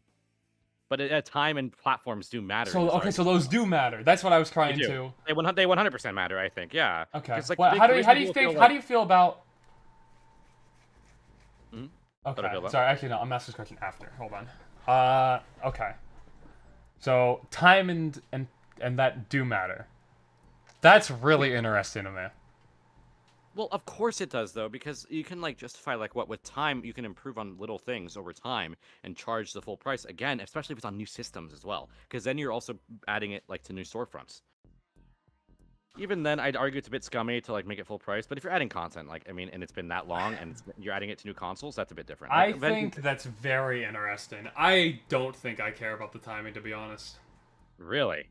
I don't like. Yeah, I you can't lie. Sorry, go ahead. Yeah. Again, like, let's say they make Shin Megami Tensei 6, the poo-poo shitty version. That one comes out first. I'm like, this Yeah. is poo-poo shitty. And then 10 minutes later, they release Shin Megami Tensei 6, the based version. I'm like, well, yeah, I feel scammed because I bought this poo-poo shitty version. That game sucks, right? But Yeah. I don't know. If they release you the saying based version and then they release the extra based version 10 minutes later, that'd be the most stupid business decision on the planet because everyone's just gonna buy the base version or the super extra base version. But like we kind of do this with DLC already, right? Don't we like be like, oh well, I'm gonna buy the digital deluxe edition, so I get the extra base version with more content and more and thing, and this Yeah. guy's buying the standard edition and he gets the lesser version, right? Like, DLC on launch is usually not. so that we big. already kind of do that. So obviously you would never release Expand Edition 10 minutes after, because it'd be stupid.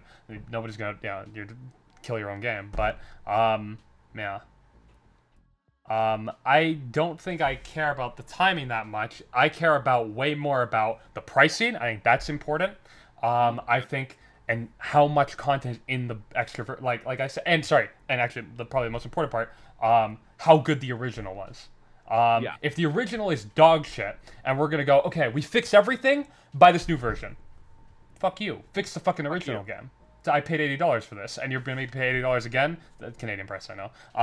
For the better fix you, and that's why games like Cyberpunk did that approach. They went, okay, right? We're still gonna do DLC and stuff, but the patch to make the game actually good, that'll be free. No Man's Sky, the patches to make that game actually, that'll be free. But that's because those games weren't good on launch. That's the difference there. I don't think I necessarily agree with that, because like, what if the game does the game have to be bad to justify small improvements over time? Really? If the game is still good but it can be better, why not make from like a perspective of like, hey, let's make the best product we can, and hey, look at all this criticism, let's go in and retroactively fix, but no product ever is handled. Like, you could technically do this with a movie, right? It's like, oh, this scene was stupid, we should have cut it. Okay, no, let's go delete it. We should reshoot this, but like, that'll never happen, because like... cut the movie comparison, that's not comparable at all. How? That's something you could go and update for free right now. You could do that, but it's not the same as a game. They're two fundamentally different mediums in how you approach things. In the sense of updating it with a free patch to a game versus a free patch to like a movie, how's it different? People don't. That's not as nearly as common though. It's not. It's again not comparable. I mean, they do director's cuts. Those are comparable to expanded editions. The director's cut. Again, it's still a fucking movie versus a fucking. I think there's a fundamental difference there that you can't use them for an argument. You're conflating two things that are too. I think there are some differences in the sense that like when people, because they do release a director's cuts or whatever, if you're on like streaming or something, you get that for free. You don't have to pay an extra price like you would. Like if you release Star Wars Royal, you don't have to pay an extra fee, but that's because you're paying for the streaming service, right? If you're paying for the physical movies, you do have to pay for that. Movies are a very different experience than games. Like games adding to the layer of like interactivity makes it fundamentally different in how you handle patches and things like that. With a movie, there is one select way of viewing it, one select way of improving upon it if you really want to for some reason, which happens sometimes. But they're also ridiculously tiny things. My point was anyway, we could do this with gaming then. I'm just saying that like, why would they just go back and like start fixing all the problems for free, no incentive? The game's not gonna get bought. Like it's not gonna increase sales. It's not gonna like why would you do that? Like I don't go back and like I guess I don't have the opportunity to. But like if the YouTube editor gave me like I could open up Premiere and literally go re-edit the video. Like I'm probably not gonna do that. Like I already released like that. Yeah, I don't.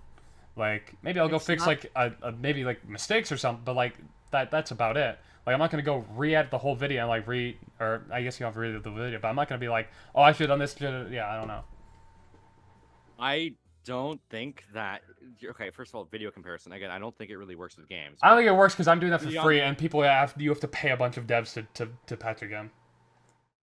You have to pay devs to patch a game, but that, again, okay, to be fair, Atlus is not a small company, right? They're fundamentally... Just because they have the money to do something doesn't mean they're going to do it. I understand they could burn money for fucking the next hour, for the next fucking 2 years, but, like, I'm not going to do that. It's not burning money, you're creating a better experience for players, and you're also... If it doesn't increase sales, they don't give a fuck. They're never going to put dev time into that. That DLC would still benefit people if you release content that is... what's it called, free DLC, like, or free updates to enhance things like royal enhancements. Like I don't even think grappling hook, that'd be like a separate campaign thing like vengeance, but I mean like some of the most basic of the quality of life things, whatever, you can add that for free, and then you still charge people for the fucking DLC. People will still buy that DLC. Yeah, my point, sorry, if we're talking about little things like that, then my point, yeah, okay, sorry, my point actually remains the same. My point was that never gets made then. I think that's a weird way of looking at it. Assuming what single player games get little patches like that for free? I don't. But okay, you can make like we mentioned like the Xenoblade one, but even that was like DLC coming out after the fact, right? So like there was that was still like alongside like another piece of like big content, which even then I still would argue that I think the amount of QOL that would be made in that reality, if Mario Cubers dropped his DLC like a little bit after, I don't think they would have done the same level of QOL. I don't believe that. I think maybe if they did, I don't know, I don't think they either would have done any at all and it would have just been the DLC, or if they did, it wouldn't have been as much. Okay, to be fair, we're both arguing in terms of what ifs here because there hasn't been a time where they have done this, but at the same time, you're also arguing on this basis like what? It's all they've ever done, meaning that they shouldn't try to do like something that could be beneficial for everybody? Like that's I'm saying they okay. If it's beneficial for everybody to patch the yes. True. But like mode with added quality of life and new skills. The way just do it like that. See, Xenoblade is my fucking goat in this argument. I Okay? I wish I knew the Xenoblade- timelines of how these were released. Were those released around the same time as the DLC? Because like then I kind of get it. Like didn't I say with the reload stuff that you had a point there because I said that like that's a game getting content after the fact. Like if you're gonna do like the whole like wait like yeah here okay I'll make this clear. If Okay. Reload gets an expanded version tomorrow, it better be a new fucking game. Okay, quite frankly. Okay, yeah, Reload because Reload's getting the answer way down the line. It has literally had waves of DLC. Yeah, that's not something. Yeah, if we're getting DLC came out in like 3-month waves apparently. so, but hey, let me point out: is Reload getting any quality of life changes for free with this?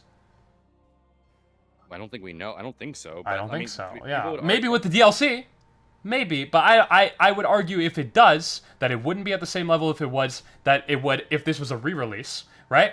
And I don't even know if we'll get any at all, quite frankly.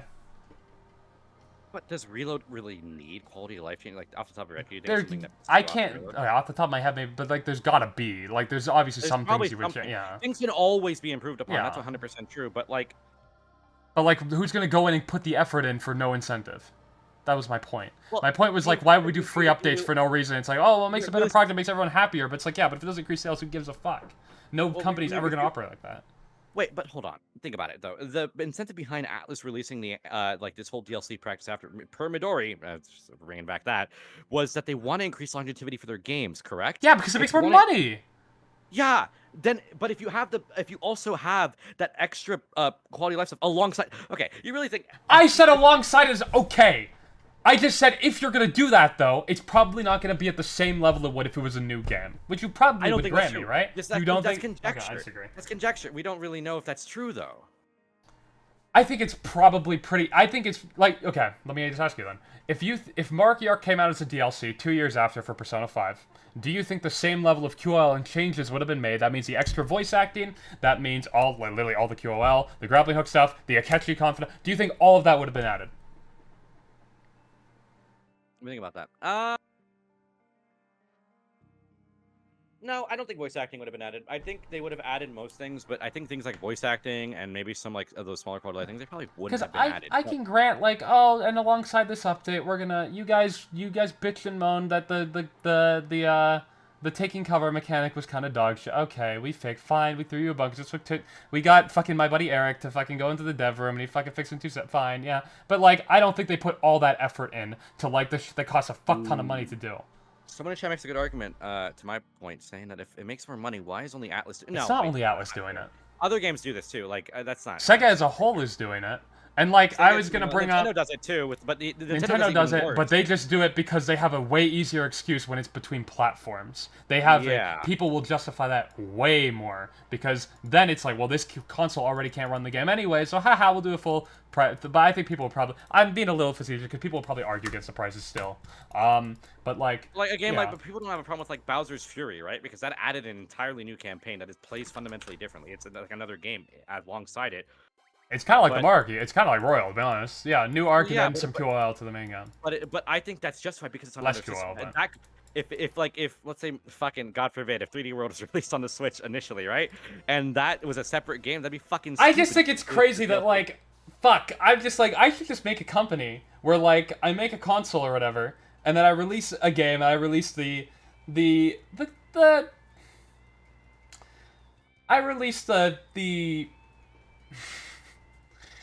I release the okay version of the game, and then I make a new console, a few years down the line, and then I release the base version of the game, and then everyone's suddenly okay with it, even though if I did that on the same console, everyone would have been pissed. Like, I don't get why the console thing is the big deal. Like, I already think it's scummy. To be honest with you, that's something I argue against a lot. It's why I don't like consoles, is because, I'm like, why the fuck did you have that over a PC? Which, every game I have, I can still run, which these guys are going to stop producing a game for you at a certain, any games for you at a certain point, right? They're going to discontinue the console, certainly first party wise, the very least. And then, you want to play the new games, buy the new box. It's like a subscription. And then, if you want to play the games you can play to your other one that you could just play, now you have to buy the deluxe version of that to play on the new box. Fuck you. That's crazy to me. It's crazy to me that people are okay with that, but not re-releases. That's nuts to me. But re-releases are also stupid. Like two things can be dumb. I think re-releases, like, sure, they're like Atlus is like. yeah, but the two things would be dumb. But you said it was okay when they do it like that. I asked about Kirby's Return to Dreamland Deluxe. You said that was but to be fair, okay.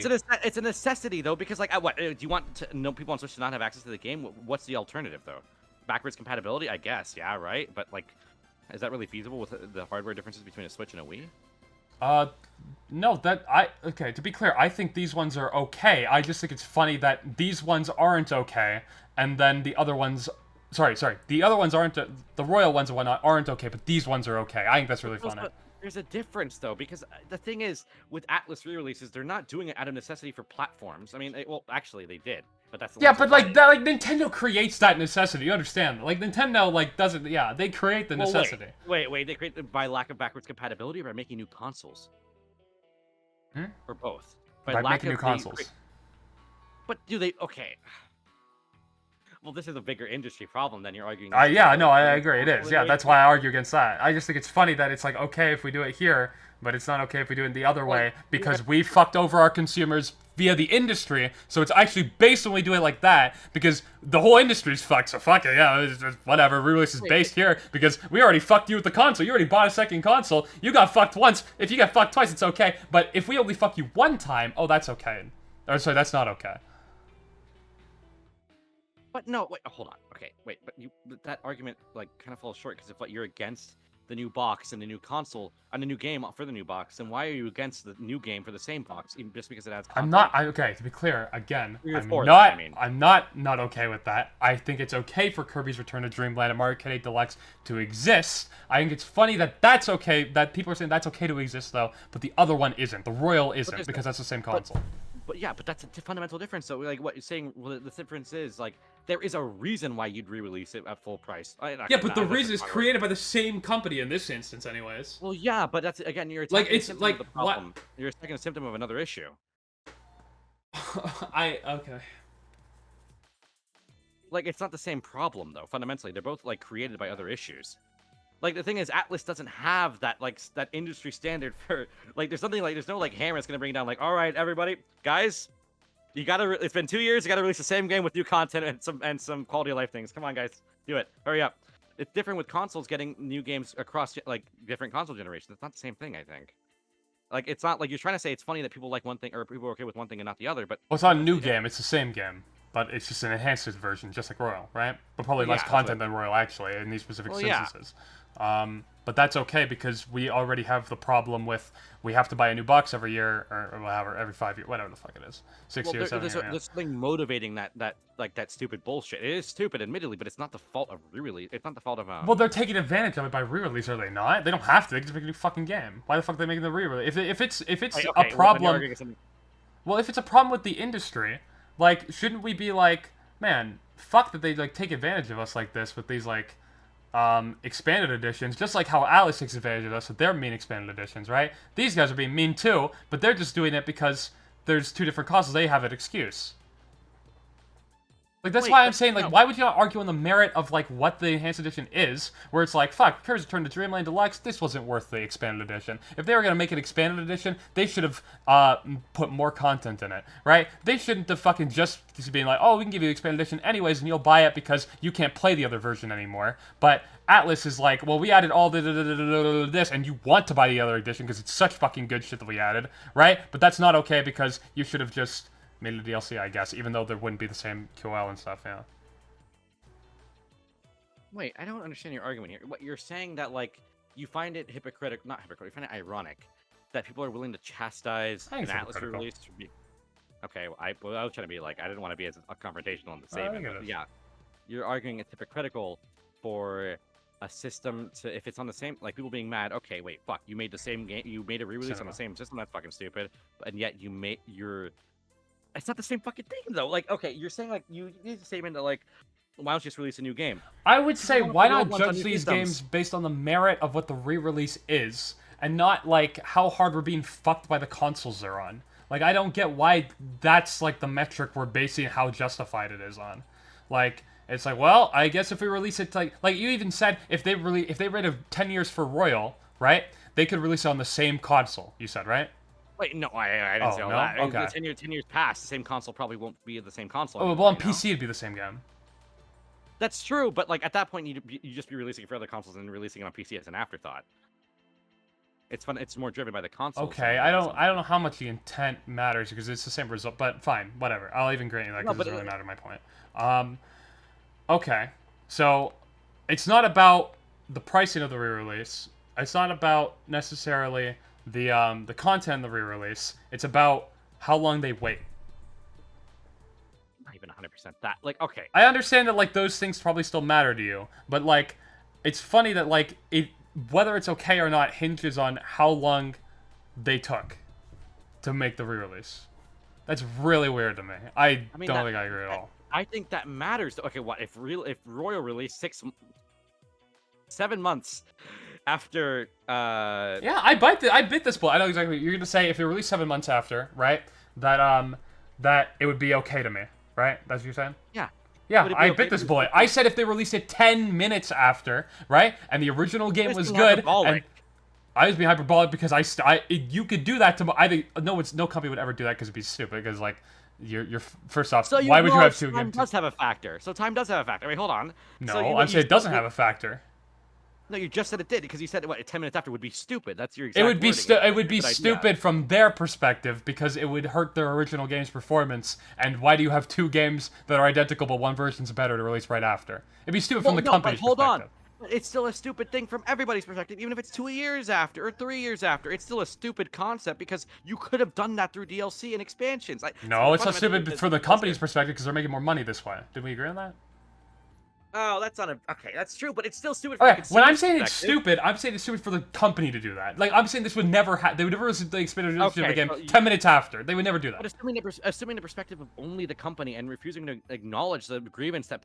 No, I'm going to go into that. I'm about to say, okay. What I'm saying is, I don't... If they did it 10 minutes after, I bit this bullet and I said, I would be okay with that. I'm saying, I just make the caveat. Now, let's be clear. Obviously, this would never happen. Obviously, you agree. Everybody is fucking... Wait, hold on. Sorry, it's pissing me off in chat. Everyone's, like, saying that things that could not have been done in DLC. Motherfucker, you could have just made it a second campaign like Vengeance did. If you want to, like, talk about Kichijoji changes, that could have all been in another campaign. That's not, like... That doesn't have to be relegated to another release. That's ridiculous. Okay, we're not focused on that right now. You're right. You're right. I should stop reading chat. Rule one of being a streamer, don't get one guide, okay? Do I have that emote enabled? Do I have one guy enabled?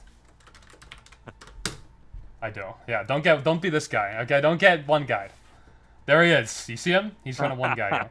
Okay? My bad. You're right. Good point. Okay. Stop just reading that. My bad. Yeah, I don't care. I'm saying, I bit this bullet that if they did it 10 minutes after, the timing matters so little to me. It matters not at all to me, actually. If they did it 10 minutes, I'd be okay with it. As long as the original product was still good, and then the enhanced version was justified. As in, the pricing was fair for the amount of content added, and the amount of content added was, like, substantial, right? Like, it's like, oh, you didn't just do the DLC type thing, but you also did all these QLs, like Royal, basically, right? I'm saying, like, let's say SMT5 came out, and then Vengeance came out, we could always have the discussion if SMT5 was even good in its original say. It was good, but like... No, I don't think that's a fair... No, I'm arguing for you right now, like a fucking moron, but sure. SMT5, it's still a fully complete game. I agree. I just think people could argue that, and I'd be like, I'd entertain that. I don't even think that's a fair point, though. Like, I think if it came out... actual problem 10 minutes later, I'd be like, yeah, I think this was still okay, because you know what? The pricing is fair for the amount of content added, I think. You added a lot of content that clearly wasn't here in the base game. I know that 10-minute dev time really hurt you, right? So, like, yeah, I'd be like, fuck it, sure, yeah. That's why I'm saying the time doesn't matter at all to me. I think it's really weird this argument hinges on the amount of time. Like, to me, that just feels like an emotional thing. Like, it just feels like, oh man, Atlus is really fucking us here because they didn't have to. They waited 2 years and they wanted us to buy it again, and it's like. I mean, no, but that's a fair point to make because you already made them pay for the game at full price. What? But like, if you like, I don't get like how do you buy video games? Oh, I paid $60 for this. Wow, thank you for this complete video game. This was really good. Like, it's not like they're like shading you to buy the second edition of the game. Like, you still paid and played a good fucking game. Like, you're being punished for being an early adopter. Like what? You buy the game on launch, that's the price of being. Why I don't know. Like, if you really think they're gonna release an expanded edition down the line, sure, I guess don't buy it if you're really gonna feel stupid. like that. Wait, no, that's dumb though. Why should they have to like? Why would you be like, okay, wait? I wouldn't. That's I'd the buy it. meme. You could get rid of the stupid fucking meme, the stigma that people always have. Like, I'm just gonna wait 2 years for the next release. Like that's a fucking. I'm not gonna do. I think that's dumb. But if you feel so strongly about it and you really think they're gonna release one, yeah. Why are you buying it early then? If you really have that stance, you shouldn't have these consumers second guessing their own purchase because they're gonna release an enhanced version later. They should be second guessing their own purchase. They should be basing how good their purchase was on the fucking game. If Persona 5 Royal never came out, none of you would be upset about buying vanilla Persona 5, unless you didn't like the game. But like, if you liked the game, you'd be upset about it. You'd be like, oh, this is a complete package. I'm glad I paid the price I did. I think that was fair. Like, not even, you're only second guessing it because of the second edition that came out, even though the original edition was fine in the state it was. No, but that's not a fair argument. You're arguing in favor of like what you're saying that like the second version, you're acting as if the second version didn't exist and the first version there's no problems with it, which is true. But you have to accept the fact the second version does exist, meaning that people are gonna be upset about being fucking miffed on their own first copy. Upset about it because you paid for a product and you played that product and you got to enjoy that product and but like that's the you make a better version of the product later down the road and expect you to pay full price. I don't get it. Like, fuck. Yeah, I hate that you like cucked my movie comparisons because I think it is an apt comparison for me to go. No, it's oh not. Man, like I can't believe I watched Star Wars and it was really fucking good, and then 2 years later they released a director's cut that couldn't have been made without the money from the original release. I can't believe they fucking did that. It's like, what do you mean? You fucking the bill didn't say, oh, here's the worst version of Star Wars. The bill on when you bought Persona 5 didn't say here's the worst version of Persona 5. It said Persona fucking 5. You went, okay, I will buy this. Like a second edition doesn't make the original worse. Like,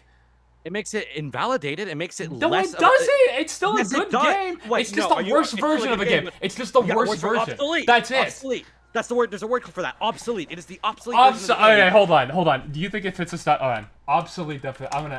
You're gonna bite this bullet if you actually believe this. Okay. Okay. Hold on. Does it even fit? This is no longer produced or used. No, that's not necessarily true. That's not the right version. Out of date. Okay, well, but out of date. Okay, out of date. Fine. Okay, yeah. If you want to say out of date, I guess. What do you mean by? Okay, actually, fuck this stuff. What do you mean by obsolete? When I say obsolete, I mean the fact that when the second version is released, the original version of the game is just you spent money on the inferior version of the game. That's just the objective truth. Once that second release comes out, a problem that could be easily amended by making the first copy still validated by releasing DLC and patches. You know? Okay, so hold on. If I have the original product and I don't buy any of the DLC, do I have the obsolete version of the game now? Yes, you do. But Okay. that's the difference is you're biting significantly less of a bullet because like it's more understandable. Your original copy still maintains its worth because you're just adding things. No, wait, hold on. Why is that maintain its worth, but it's also obsolete? No, you don't understand. It maintains its worth because you're paying a significantly less price for that DLC. What? Okay, if a re-release is priced at $30, that'd be I wouldn't say shit, but that would never happen because they're pricing it like. Wait, so it is about the price then?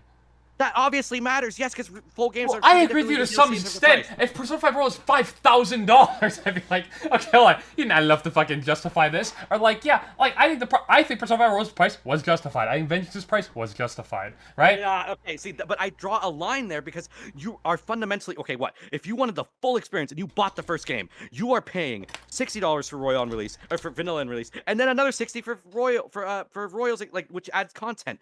But the thing is, though, dev time wise. Sure, it does take a lot of dev time. I do agree. It is a lot of dev time, but do you think it took as much dev time as Persona 5 did?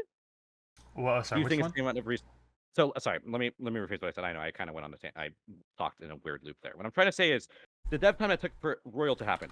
How long do you think that was? 2 years, 3 years, maybe? How much dev time did it take for Royal?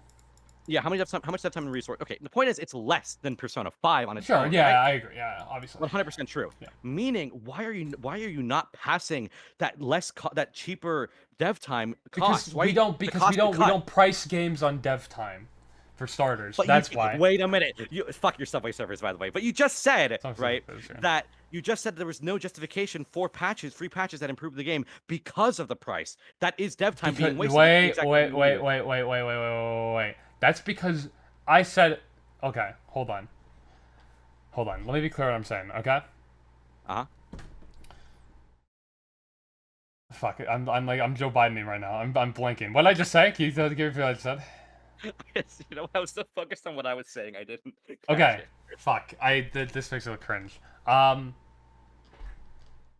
I said we don't No, price it's games okay. based on dev time. Okay, Okay. right? And then you said the free patches aren't justified because, um, You were saying they're not justified yeah, because they're not making money off them, but that is a direct cost of dev time. You're saying it's dev time that wouldn't yield any results. yeah. No, that's true.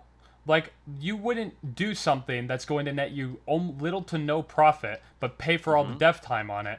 But then, like, I don't get how those statements are contradictory. I don't No, but they're okay. I'm saying Persona huh? 5 Royal Sorry. is right now like okay, well maybe not right now, but on launch was the same price as like I don't know, New Super Mario Bros. U was on launch. That doesn't mean they took Okay, the no, same amount of dev time. no, obviously not. But I'm talking from Atlus's perspective, correct? DLC and patches are more justified because it costs less for them to. They're already spending less on a full re-release. Why not bring that savings onto the player so they can still spend? They still have to spend money. Obviously, giving out royal content for free would be ridiculous if you just release third semester for free onto already existing copy of the game. That's ridiculous. You have to pay for the costs, but you don't need Yeah, the full but that's fucking price that's of not it. because of the amount of time it took. It's because of what the content is. That's because like I'm saying like it's one of the reasons I argue that the QOL wouldn't be on the same level or wouldn't be done at all if you were to do it via DLC because like why would you spend all this dev time if it's not going to like yield you results, right? Like when people see an expanded version, like they see a second game twice, they're not just going to be like, well, I sure hope in this second version of the game they added one arc and left. It'd be like that does feel fucked. Yeah, that's an unjustified expanded edition. But because they do all these other things, it's like, wow, but when you're doing a DLC you don't really have to do any of that. Like that doesn't really yeah, that's not what the DLC is like marketed at. It's not like yeah. Like my point is like But no, okay, but you're arguing in a world where like either one, it's a very binary. You're saying the concept of these expanded releases that never happened in a world where the DLC approaches are taken. But they can learn, like they can be like, okay, people like the quality of life things.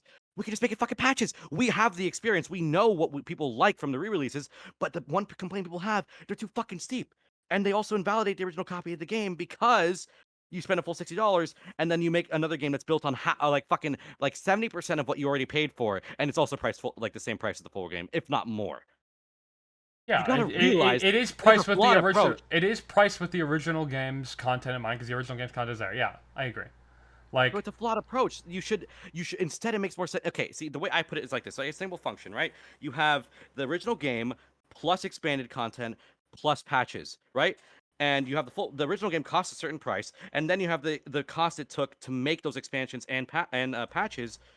How the fuck does the math add up that the second re-release that just adds those things cost the same price as the full original because thing? it still How has does all that that make any sense? content. Of course it does, but that again, okay, that this argument only works if like again they did the SMT5 approach where they delist the original version. And even then, that'd still be fucked up because like you still have the SMT5 No, wait, no. conundrum. I Okay, think go ahead. that's why I think they shouldn't be delisted. People should still have the choice to buy the original and for cheaper. It should be priced cheaper as well. So wait, you do agree there is a reason? Wait, so you say the original version should be priced cheaper, correct? Yes. You do hold that. So then you acknowledge the fact that there is a reason for these prices to be treated like differently upon releases. The original copy is worth less fundamentally, Yeah, meaning no, that when you well, bought it okay, no initially, shit. It's also worth less 10 seconds after it came out than it was when it released. Like, games okay, that's not what depreciate in I value mean. on That's time. not what. Okay, Games, that's not yeah, what I but mean. That's not games what I get mean. price drops after they come out. Games Of get, course they like, do. sales after they come out because they are worth less now because they've been out a little bit. Games, like, yeah. What do you mean? There is no reason for a re-release to be. I'm saying fundamentally the game itself, the content that's in that game that you paid full price for, it's still in the full release, and they add things, but add things that are not worth justifying a full $60 fucking price tag when it should have been DLC if it's built off the base game. It could justify the season. That's my whole point, right? If it justifies, I think Royal's amount of content justifies it. I think Vengeance's amount of content, and I think if it does in that case, why would we argue against it? Why do you think I'm Vengeance arguing doesn't against it justify its price tag? because it's using a game. No, okay, it's not necessarily a price tag. Again, as I said before, Is it just the amount of dev it's more, time? Because I don't think no, things should be priced with the amount of I'm more effort saying they it's take. it's more a problem in the sense that people already paid full price for a game, and then they pay full price for this expanded version after they already bought the initial full price version of the game. It's a pricing. It's a fundamentally a pricing issue. You're paying people you're paying people a toll for You buying the game when paid it first comes out. $80 to play or $60 to play Persona 5 when it came out because you bought it when it came out. Yeah. If there was never an enhanced edition, if you Mhm. waited 2 months you would have maybe paid $40. And if you waited That's a not the same year, thing. maybe you would have paid. Yeah, you paid more because it came out. You bought it when it came out. What do you mean? Like, yeah, the price changes over time. Like, just like how if you wait, if you went, I bought Persona 5, I'm gonna wait on Royal, and then you wait like a year, well, yeah, the game will be cheaper then too. Like, I don't. Like, you paid, and if you waited and you went, I'm not gonna buy Persona 5 because there's gonna be an enhanced version that comes out, and the enhanced version comes out, it's like, yeah, you only bought one game now because you didn't buy the, like, what do you mean? Like, yeah, the games are gonna be cheaper over time. But it's not the same thing as a game just being cheaper over time. It's the same unchanged game with added content. What I'm saying is you could have it's not unchanged. No, wait. No, That's my whole. If I said if it was unchanged and it was new content, yeah, I just want to be clear now for the chat. I said if it was the same unchanged game and there was new content, it should be DLC. What I mean when I say that is when I said unchanged game, I mean the sense it's not unchanged. It is changed, but it is working off a base that was already produced that people already paid full price for. It was working off a base that people already paid full price for, even if it was no matter how. Hold on, somebody. Sorry. Okay, now I'm getting one guide. Okay.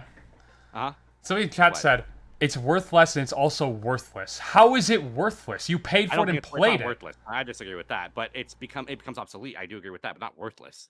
That's not true. There's still worth to be had from the base Persona 5 even now. It's just, it's more of a fucking like, what the fuck if you already bought Persona 5 and then like, I don't get, is every game in like Schrodinger's like worth then every time the game comes out because any dev at any given point could technically release an expanded edition? Like, are these games like all like their worth is like up in the air, I guess, then? Like, I don't get it. No, like, they're based on the content that you paid for it. I guess sucks at Subway Surfers, by the way. I get, yeah, I know this guy's trash. Like, I guess the way to put it, the content is worth what is on it, right? Like, it's not even necessarily worth the price you paid. It's worth what you think the price is, really, right?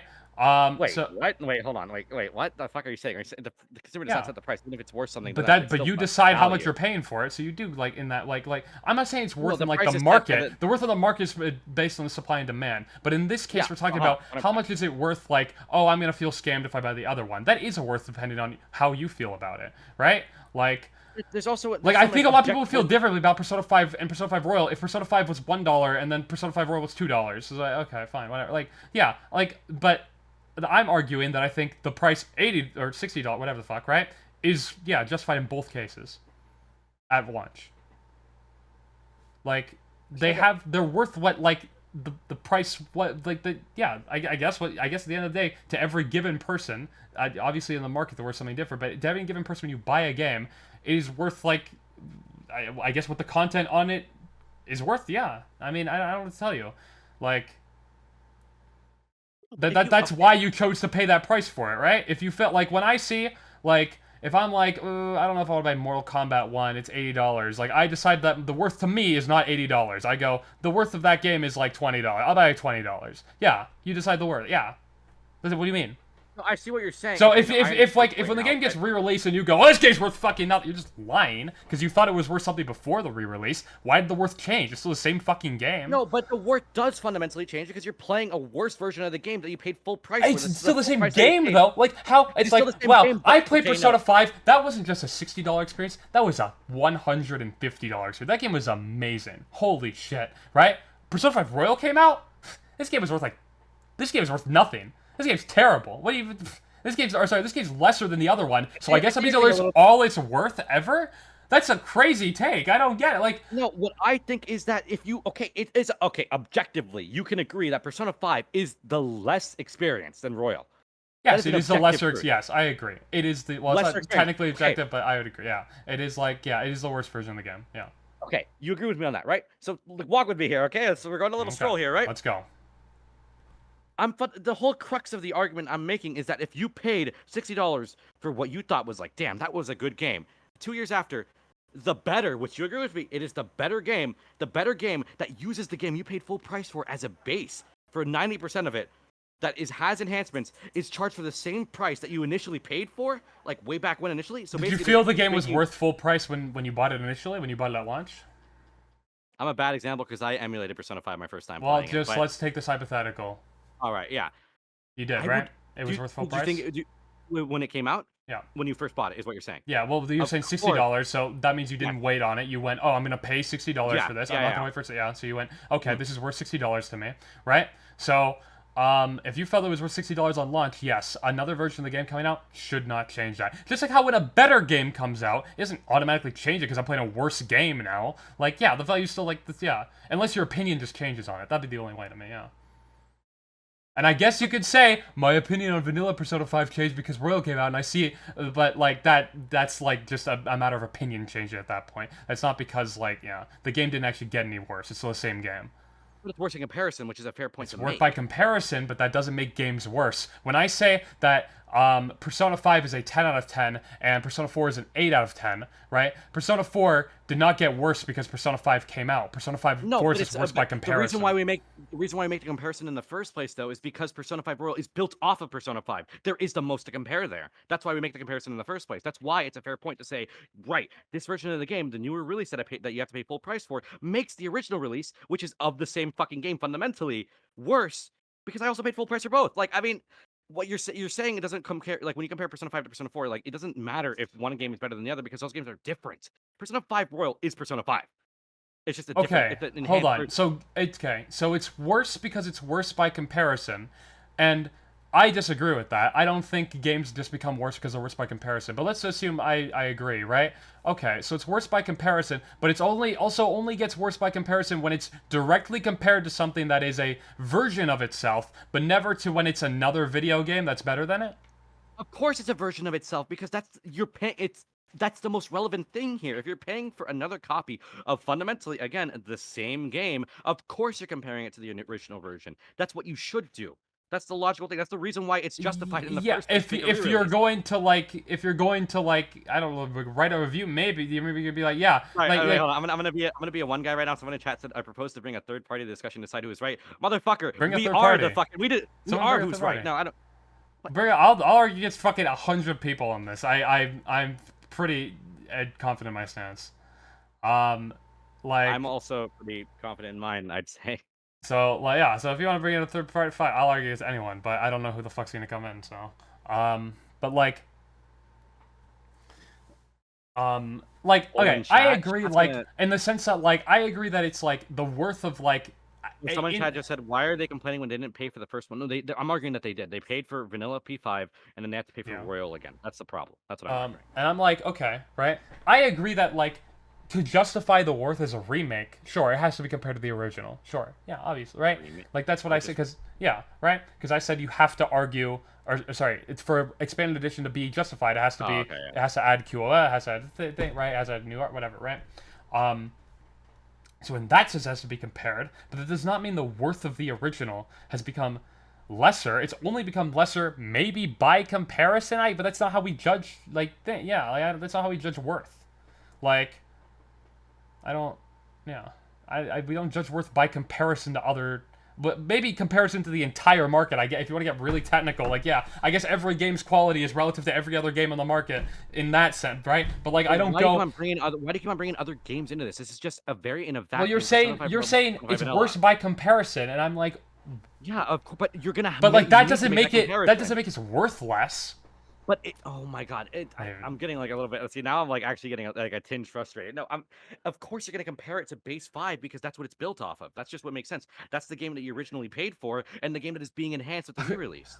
In what sense are you gonna compare it? Are you gonna go, wow, this is the game I paid for, but it's more? Yeah, of course you're gonna compare in that sense. But it's worse. Of course, that the worth of Persona 5 did not get less. If anything, the worth of Royal is just higher, which I agree. That it is. means.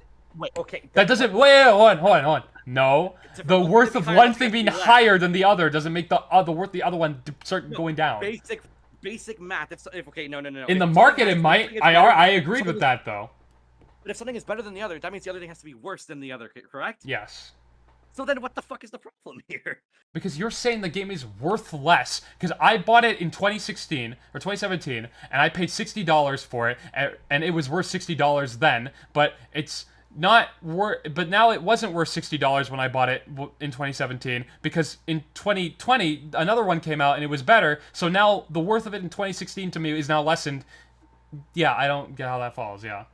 Bring Eric into this conversation. We need his opinion to illuminate the conversation because we're going in loops here. Like, I understand what you're trying to say, but like, I don't understand how you can't objectively acknowledge the fact that Atlus, by retroactively releasing a re-release of the same that's built off the same game, you are invalidating someone who bought the game originally. I for don't full price. I don't get these like Martian people who like buy a game and they're like, this was worth $60, and then because another version of the game came out, the original version is entirely untouched. They're like, well, actually, this game wasn't worth $60 when I bought it in 2017. This game was worth $0.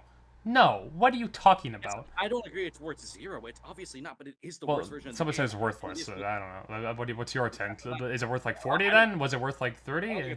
I don't know. I can't put an exact price on it. I'm Well, sorry. like how much does it depreciate retroactively in the past? I don't know. Okay, even if it's $1, you're still paying full price for that's built off the same game. I'm trying to make an argument here that if you're paying for the full price of the original game, you should not pay full price again for a game that's built off the same concept, even if it doesn't make enhancements and additions and patches. It's just not right. I don't think that's how you should do things. I think that was something you did in the past.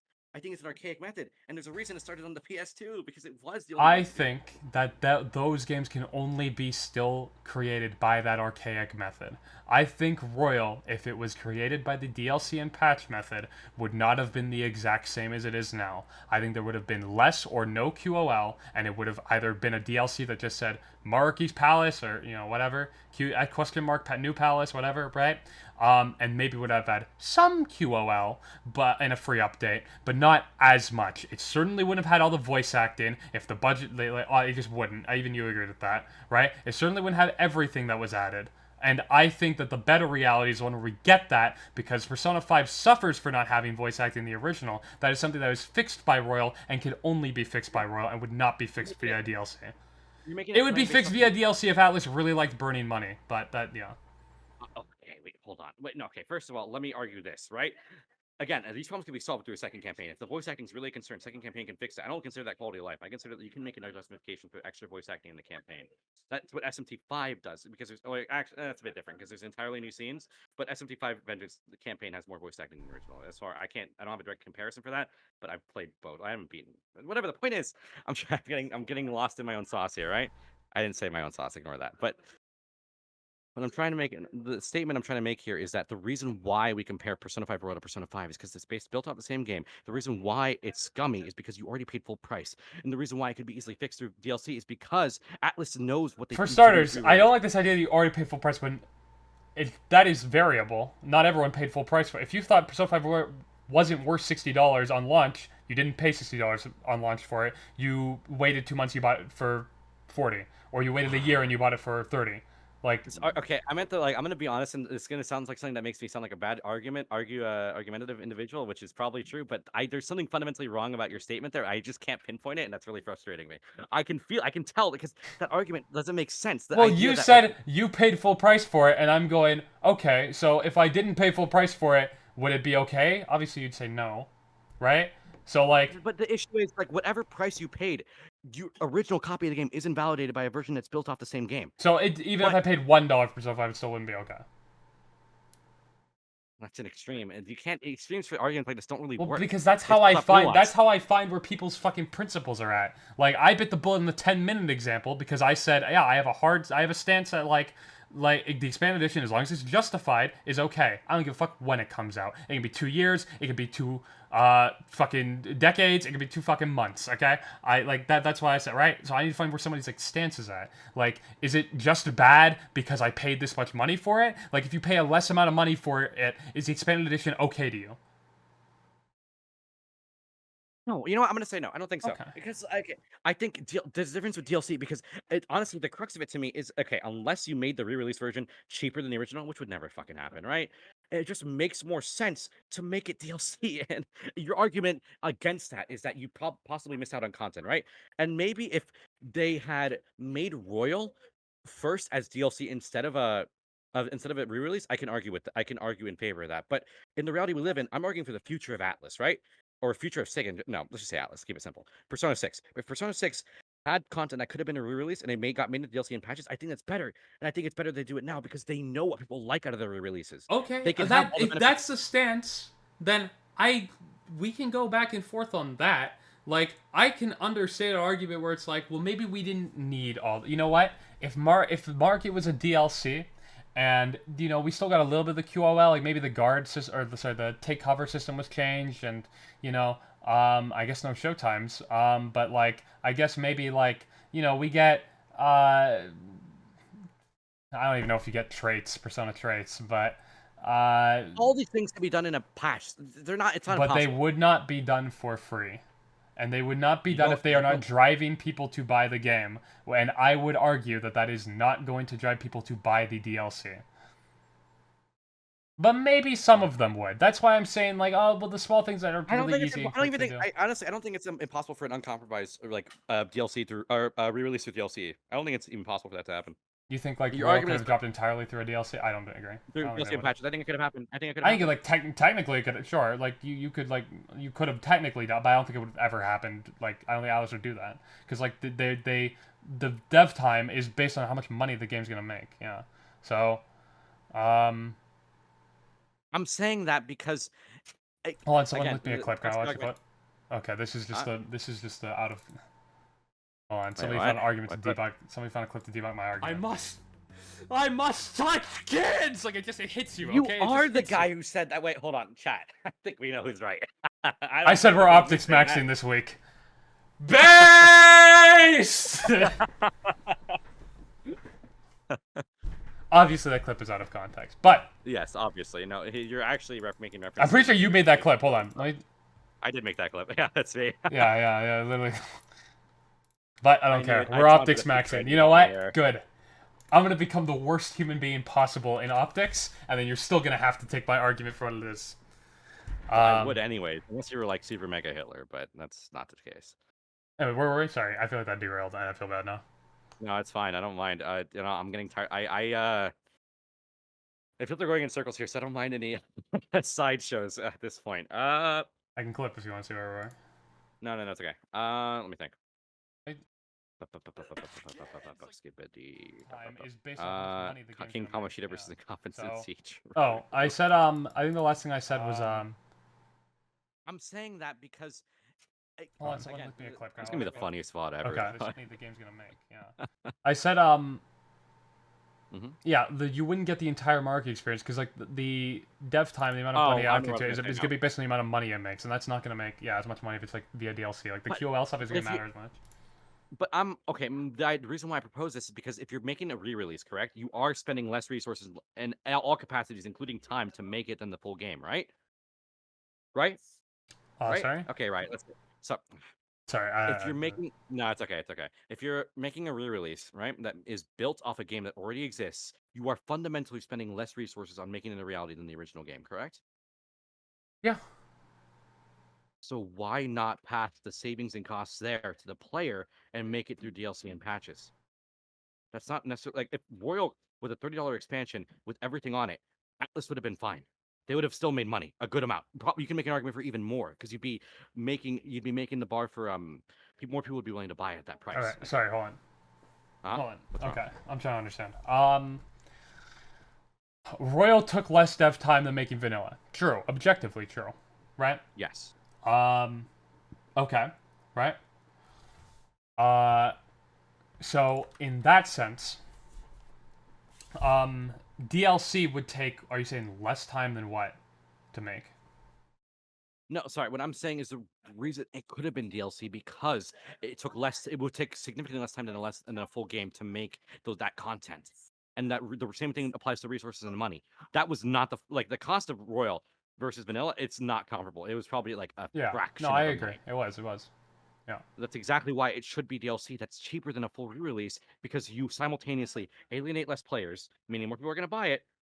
And you also you don't have to go through this mental gymnastics to justify a full price release that's built off the same game that was released a few years back.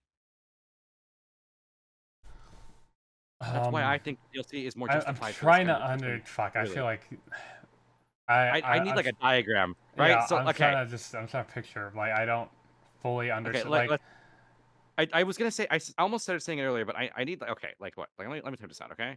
Watch. Okay. Let's type it out, right? And so Discord? you have yeah. So you have re-release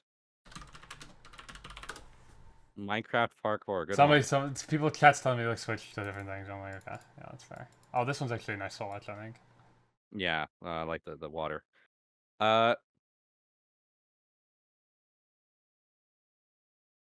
It's 1 a.m. for me. Man, what am I doing in my life? This is the most important conversation ever had. Right? This is we're gonna That's get really when we get to true. a conclusion on this conversation, which is probably gonna end in a agree to disagree. It's gonna I can see literally it happening. Atlas is entire. They're gonna watch this VOD and be like, "Holy shit! This is literally gonna decide our future." Also, this conversation and my buddy Eric, those two things are gonna decide the entire future of Atlas.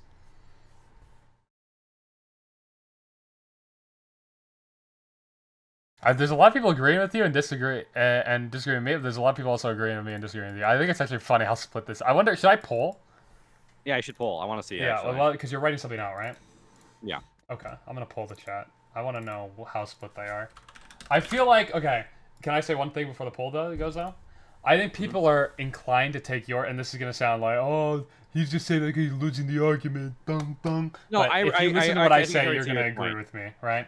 No, I can see your point already. I think. But people are going to be more inclined to agree with you because nobody likes the being needing to buy a game twice. Nobody likes that. I'm trying to give reasons as to why I think it's okay, but like nobody's like, yay! I want to buy two. They saved me 2 times. Yes! Like nobody. Yeah. So people are going to be on your side. Predisposition, and people are going to be more agreed with getting the DLC. But what I'm trying to argue is you would get a lesser experience out of that. And if you're okay with that, that's fine. But I'm trying to make it clear that I think you would, and he's trying to make clear that I think something different. So yeah, whose side are you on? Scream. This is gonna be in Twitch chat, by the way. I'm sorry, YouTube viewers. You're gonna have to go to Twitch if you want to vote on this. You could just straw poll. Wait, you could just do straw poll, and like you can pull both, can't you? Straw poll scuffed. Type 1 for me, and then 2 for incompetency.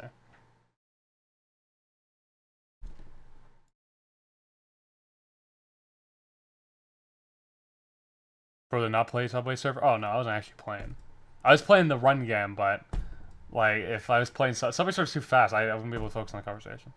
I could barely focus during the run, so I stopped. Oh my! Look how split it is. Look at the screen. Oh my god. It was actually directly at 50-50 split. before. Now it's like 55-45, but it's like it's very close. Jesus. People are so split on this issue. I gotta fucking. This is really interesting, actually. I never realized how split the community. Okay, because I argued this on Twitter before, and it felt like no. This is why I knew. Well, you should do a Twitter poll. Do a Twitter poll. Yeah, but the problem is I wanted to base this off the arguments we were making. I feel like when I ask people, it's good. I think that will be pretty arguments. sided against my side. That's a good point. No, that's a good point. Yeah, you're actually here to argue for your point. That makes a difference. I think I was like, because when I argue on Twitter, now I know when I argue things and I look at likes, it's not a good gauge of how people feel about it. But like an overwhelming amount of people felt like agreed with me in comparison to people I was arguing against. Like I guess I was ratioing them a lot, right? And I was like, damn, it feels like a lot of people understand my points or whatever. So it's interesting to me that it's actually very split, it seems. So I think you both did a good job talking. I think we have been doing both. Like, I feel like people can't be upset at this debate. I feel like we've taken most of the arguments people would take in the chat, you know, if they could argue it. Why'd this freeze?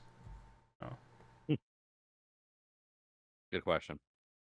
Yeah, okay, it looks like it's done. 60-40 in my favor, but it's pretty close. It's you know what? You know why it is?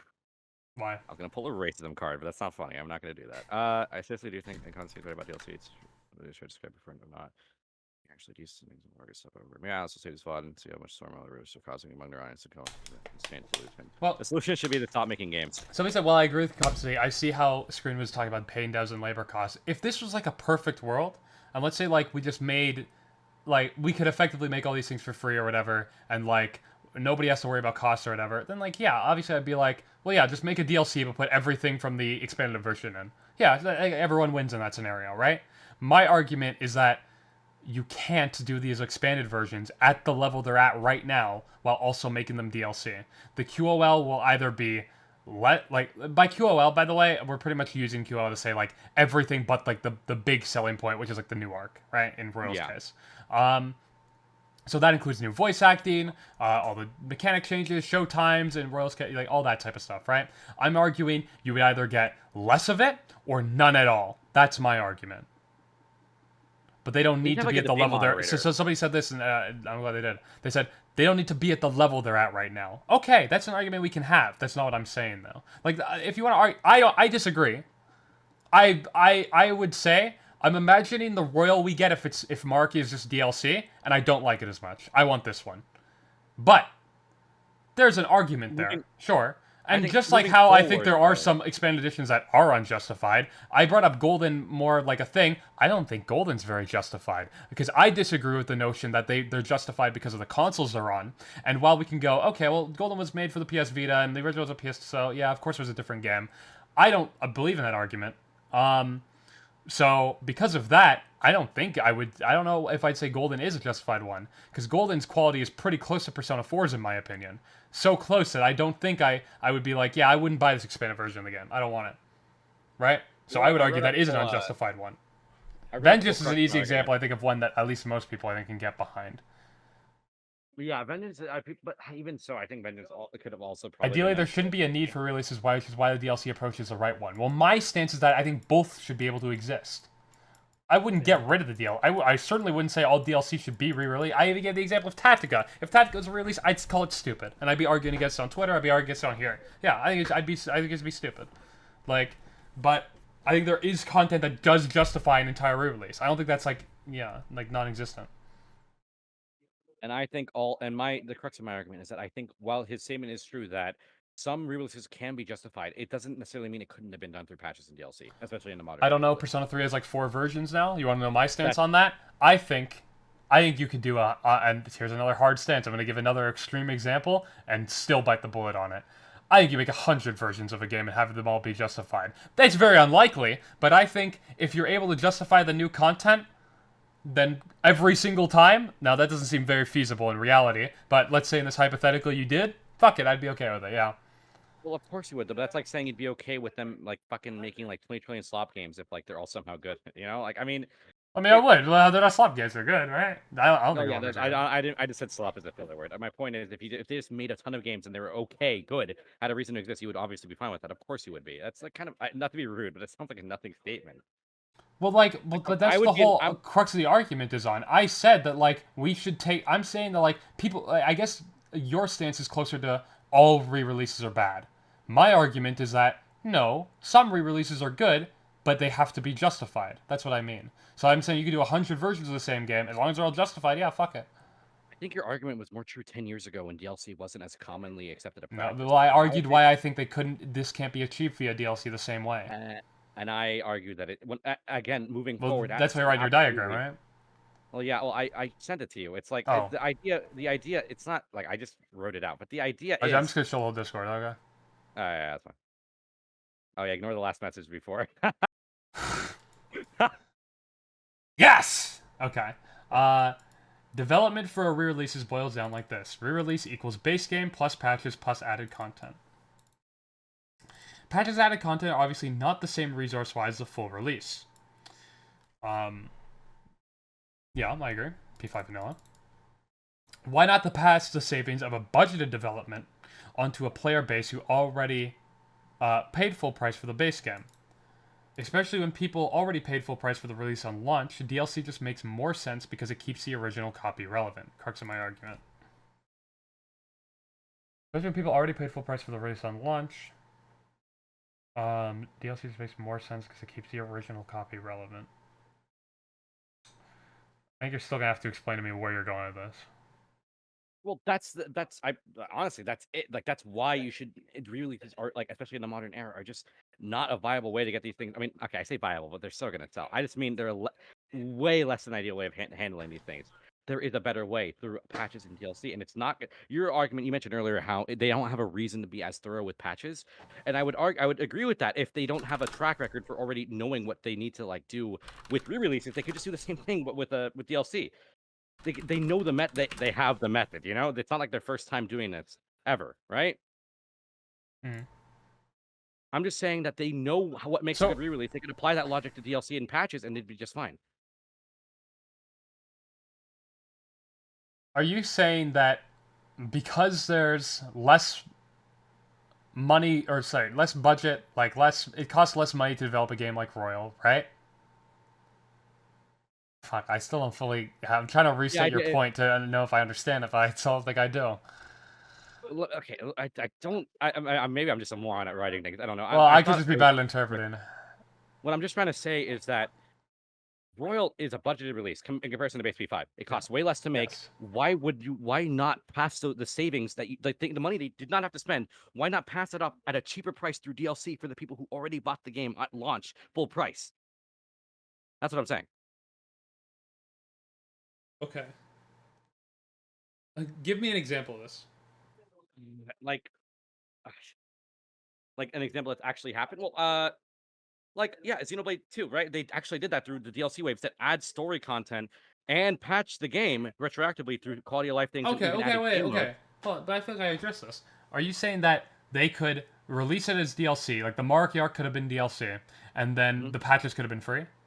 Yeah, alongside that. That's exactly what I'm Okay, saying. but, Yes. but yeah, but that was what my whole argument. That's why I said I agree, but I don't Mhm. think the patches will be on the same level as they would if they were re-released then. And I agree with that if they didn't have experience in to know what content should be going into a re-release. They know what they should be. I'm sure Atlas could put the same care into it as they would a re-release because they know what people want. No, but that's They not. have It's not experience. a matter of not knowing. It's a matter of what's like worth it at that point. Like No, but I'm saying it would still they'd still have a justification to when do it you because again, it's a budgeted release. They're already spending less money on it. If they even if they're charging the half the price of a full game, they're still getting their money's worth out of it. You know, maybe less, but it's still worth adding this little this TLC to the with patches. I still think it's yeah, worth it. but my point is like when you make a re-release, you literally have to. This whole conversation has been the crux of you have to justify making people buy a game twice, right? It's easy against with newer players, but even then, it's not the easiest because typically the original version, if it's not delisted, is cheaper, so you still have to justify them buying the more expensive version of the game, right? But in this case, we're talking about returning players, right? You have to justify Yeah. them buying the game again. So by doing Yes. that, you can't just add one arc because then they'll be like, okay, well, fuck you.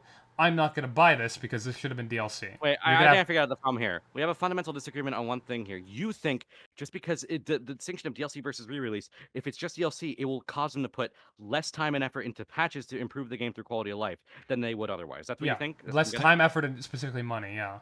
I think this is where what we're gonna have an impasse here because I don't think that's the case. I think they Okay. could. I think Well, since then Atlas knows what I they're asked doing. right if Market Reposters releases DLC, do you think the same amount of patches would have been? I thought you Yes, answered no to this because didn't you I say they wouldn't have voice acting? I don't. Oh, see, I think if they were to add voice acting, it'd be through a second campaign like how Vengeance does. Okay, so you don't think it would have the same then? But That's my point. My yeah, point is well, it yeah. depends on what if you qualify voice acting as quality of Well, life. Though. that's why I tried. Okay, I should have made this decision way earlier. When I say QOL, I mean everything but the new arc, effectively. Like everything but the Oh, major okay. selling point. Wait, hold on. I disagree with that. I don't think that's all. That's all. I think there's more. I don't think QLL is all. I don't consider it all that. When I say No, QLL, I know, I don't know. Like, I I mean think it is in persona like a traits. set. I've seen people call it that. It's hard, like, these fucking terms. The definitions are weird. No, yeah, I know it makes it hard to argue, But but there's so much like variation in this shit. yeah, my point is like that. I'm like, if that's why I gave the example, right? I said if they did the Marky arc, maybe you get like the, in Persona 5 Vanilla, if you hit the stick, you roll out of cover, and people got really upset about that. They're like, this is stupid. I only do this by accident. So in Royal, they removed that, right? Maybe you'll get that. That's easy. That's like quick. Okay, yeah, we can put that in, right? But I don't think you get, voice acting. You saw my Vanilla versus Royal Kamoshida video, right? Yeah, I know think we that counted there's a them lot in of that video. Should I pull up the thing? Or yeah. Like, I'm pretty sure it was like 50-something new voice scenes in one arc, right? And these are entire scenes that are voiced. I don't think you get that. I don't if it's not a full re-release of the game, I don't think you get that. Now, technically, you could patch that into the game, sure, right? But I don't think they do that because it's not worth it at that point, right? Like you're not going to bring. Like, oh, it's 45, and then 8 new scenes in Kamoshida's arc. Yeah, that But to be fair, they could argue. You can argue they still do that with if they do the Vengeance approach where they add a second story. Like if they had a choice at the beginning that was like path of. Well, yeah, but then that's still like the same thing basically. Like if they had a second story, like my point is like, isn't that like they can't do it from like oh, we're gonna fuck off. We're gonna ignore players who are like playing the game currently. You could add voice acting, that'd be fine. Like I'm saying that like they wouldn't pay the money to pay all those people to do it, the voice actors, developers, blah, blah, blah, blah, right? They wouldn't do all that because it's not going to be as worthwhile. You're no longer getting people to buy a $60 game again. Effectively, you're not making that same revenue. You're making them buy what, a $30 DLC to be agree on, right? Sorry, I'm listening, but I'm being one guide again. It's a bit weird when it comes to DLC that changes so much between the base game. That shit'll break. Take a look at SMT5 Vengeance. That game could have been DLC because the first campaign is completely intact in that game.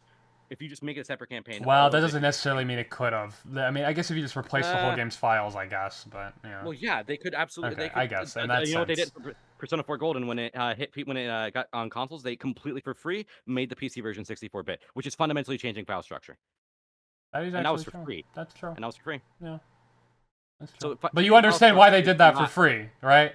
Yeah, because they were making it more in line with the console versions. Yes, I Well, do agree well, with that. well, actually, I wouldn't even go that high. That's much easier to do than voice a bunch of scenes, add new scenes to the game, change all the mechanics. Yeah, that's. Although I think they had there's a new mechanic in the game. I think you could replay social links like on your couch or whatever. But you understand why those are free editions, right? Yes, I understand. Yeah, but I'm okay. This ties back to the And yeah, and by the way, that even if they weren't, by the way, even if you would disagree and go, those aren't done for free. They weren't done for free anyways, because those were done to justify people buying the console versions of the game, like Incompetency said. So even if you were to argue that, it still would. I was gonna say right that. Yes, you are right. They have to pay for extra voice acting, but we did agree earlier that even if you, with all that in mind, it's still cheaper than making a full release. Like insanely cheaper than making a full new game. Did I agree like, that? Was that? No, I don't think so. Wait, you said the DLC, like what? You said what you think? You agree with me that like Royal costs less to make than vanilla people. Yeah, I agree with that. Do I agree that like, doing the voice acting in a free patch and alongside the DLC is still going to cost you less than like I'm saying when I say this I'm saying add all. Do you think all of the content that is currently new to Royal would have been put in free updates with Maraki? I think that voice acting would have been added in the second campaign, but I don't think not free updates. I think we'd miss out on voice acting for free updates. I do concede that, but that would have been done with the DLC. Yeah, I think that could have been done with DLC, but at the same time, I don't know if I agree with that. You think what you can second campaign? You can absolutely justify the additional voice acting. You can, but I don't know if you justify it from a cost perspective because you're trying to get people like you're looking at like, well, how many people are going to buy the DLC for new voice acting? Probably not that many, right? How many people are going to buy the newer game for new voice acting? Probably like a lot more people are going to look at that and be like, oh, well, they actually made like a lot of changes that are going to justify buying this game for this price tag. To be fair, yeah, new people, that is a flaw with the DLC approach, but that could be easily solved by, again, making it like a fucking like cucked Game of the Year edition or whatever that has all the DLC from like in a package if you want to get new players and just advertise the fuck out of it. Especially if it's like enough, like that's what they did with again. Hold on. So people are misunderstanding my chat and my argument in the chat. I'm not saying that they won't add voice acting to the new arc. I'm saying when we're saying voice acting here, we're saying the older voice scenes. Yeah, I'm saying like miscellaneous like crap that just got added like in the middle of the game, like certain like events not being voice acted in vanilla versus being in Royal. The new stuff that was added to Royal that wasn't the new content. Obviously, the new content. Exactly. I would concede. I would even say the new content would probably be either the same quality that it is in the current version or our reality, or at least pretty close. Like I'm not gonna argue from that perspective. I think the actual DLC itself would be fine. I'm arguing what would happen with all the other stuff added in Royal. Royal is not just one new arc. If it was, I would argue that it should have been DLC. Royal is a hell of a lot more. Watch my video, Vanilla versus Royal differences for more. Okay, right? See, this reminds me. So all of that is what I'm saying. We would not have got that either at all or at that level.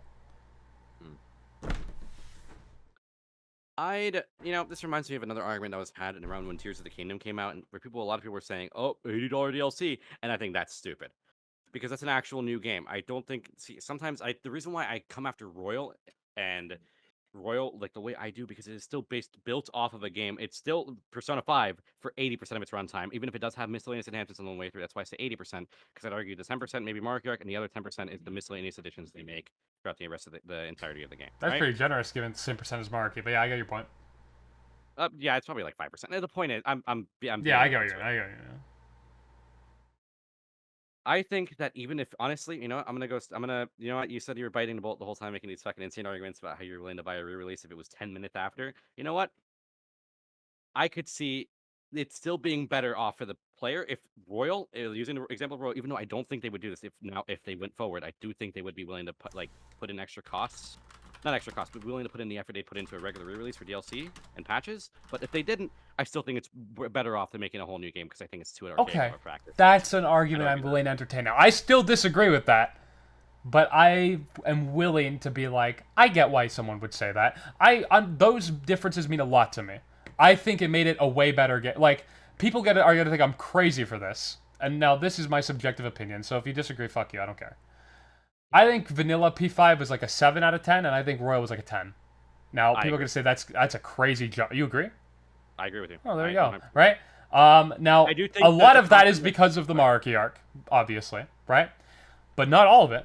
A lot of it is because I think they improved everything they went back and changed. And what I'm saying is that, so he was willing to bite the bullet on this, right? And I think that's fair. That if it was a DLC, we would have got at least less of those changes. If I argued that maybe you would get none at all, but I think realistically you'd probably still get some, just the small ones, right?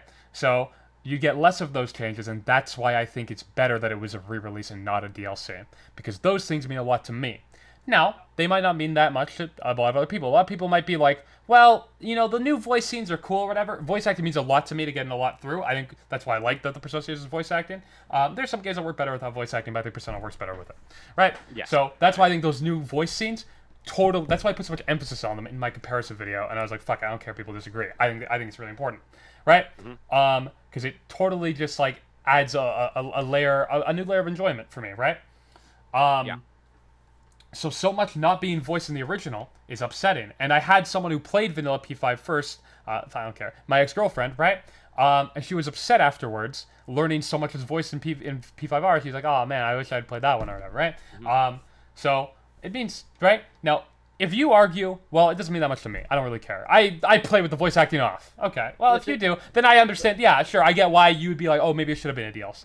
That's something I'm willing to entertain. I disagree, but I'm willing to entertain that more. Yeah. The thing is, though, like, I'd be okay with it with or without, but I agree with you for the most part. I think voice acting is much. I clearly don't care as much as you, but I do think voice acting is a big plus of Royal.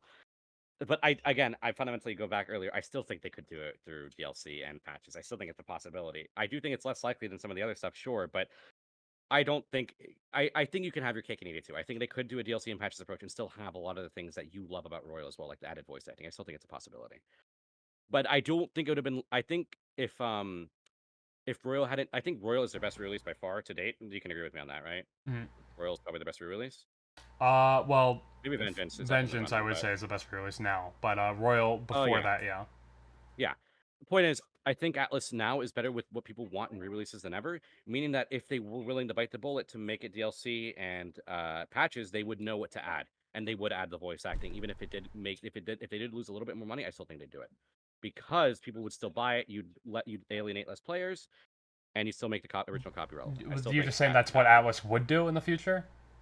I think that's what they should do, and they have a Oh, reason. what they to. should do. Okay, well, I don't know what they will do. I do. Think I would take it on a towards case-to-case more- basis. For me, it really depends. I would just say it depends on one, the comparison of the two, right? Like, what are we doing? What are we adding, right? If we're adding Yeah. just a new arc and the QOL stuff that we have planned isn't that big of a deal, it's like, we're gonna add, maybe a little bit of voice acting and yeah, we might add a new mechanic, but like, I'd be like, okay, just make it a DLC. Scrap those little things that maybe aren't going to be done if we have a DLC's budget and not a full game's budget or whatever, right? Scrap that stuff and just make it a DLC.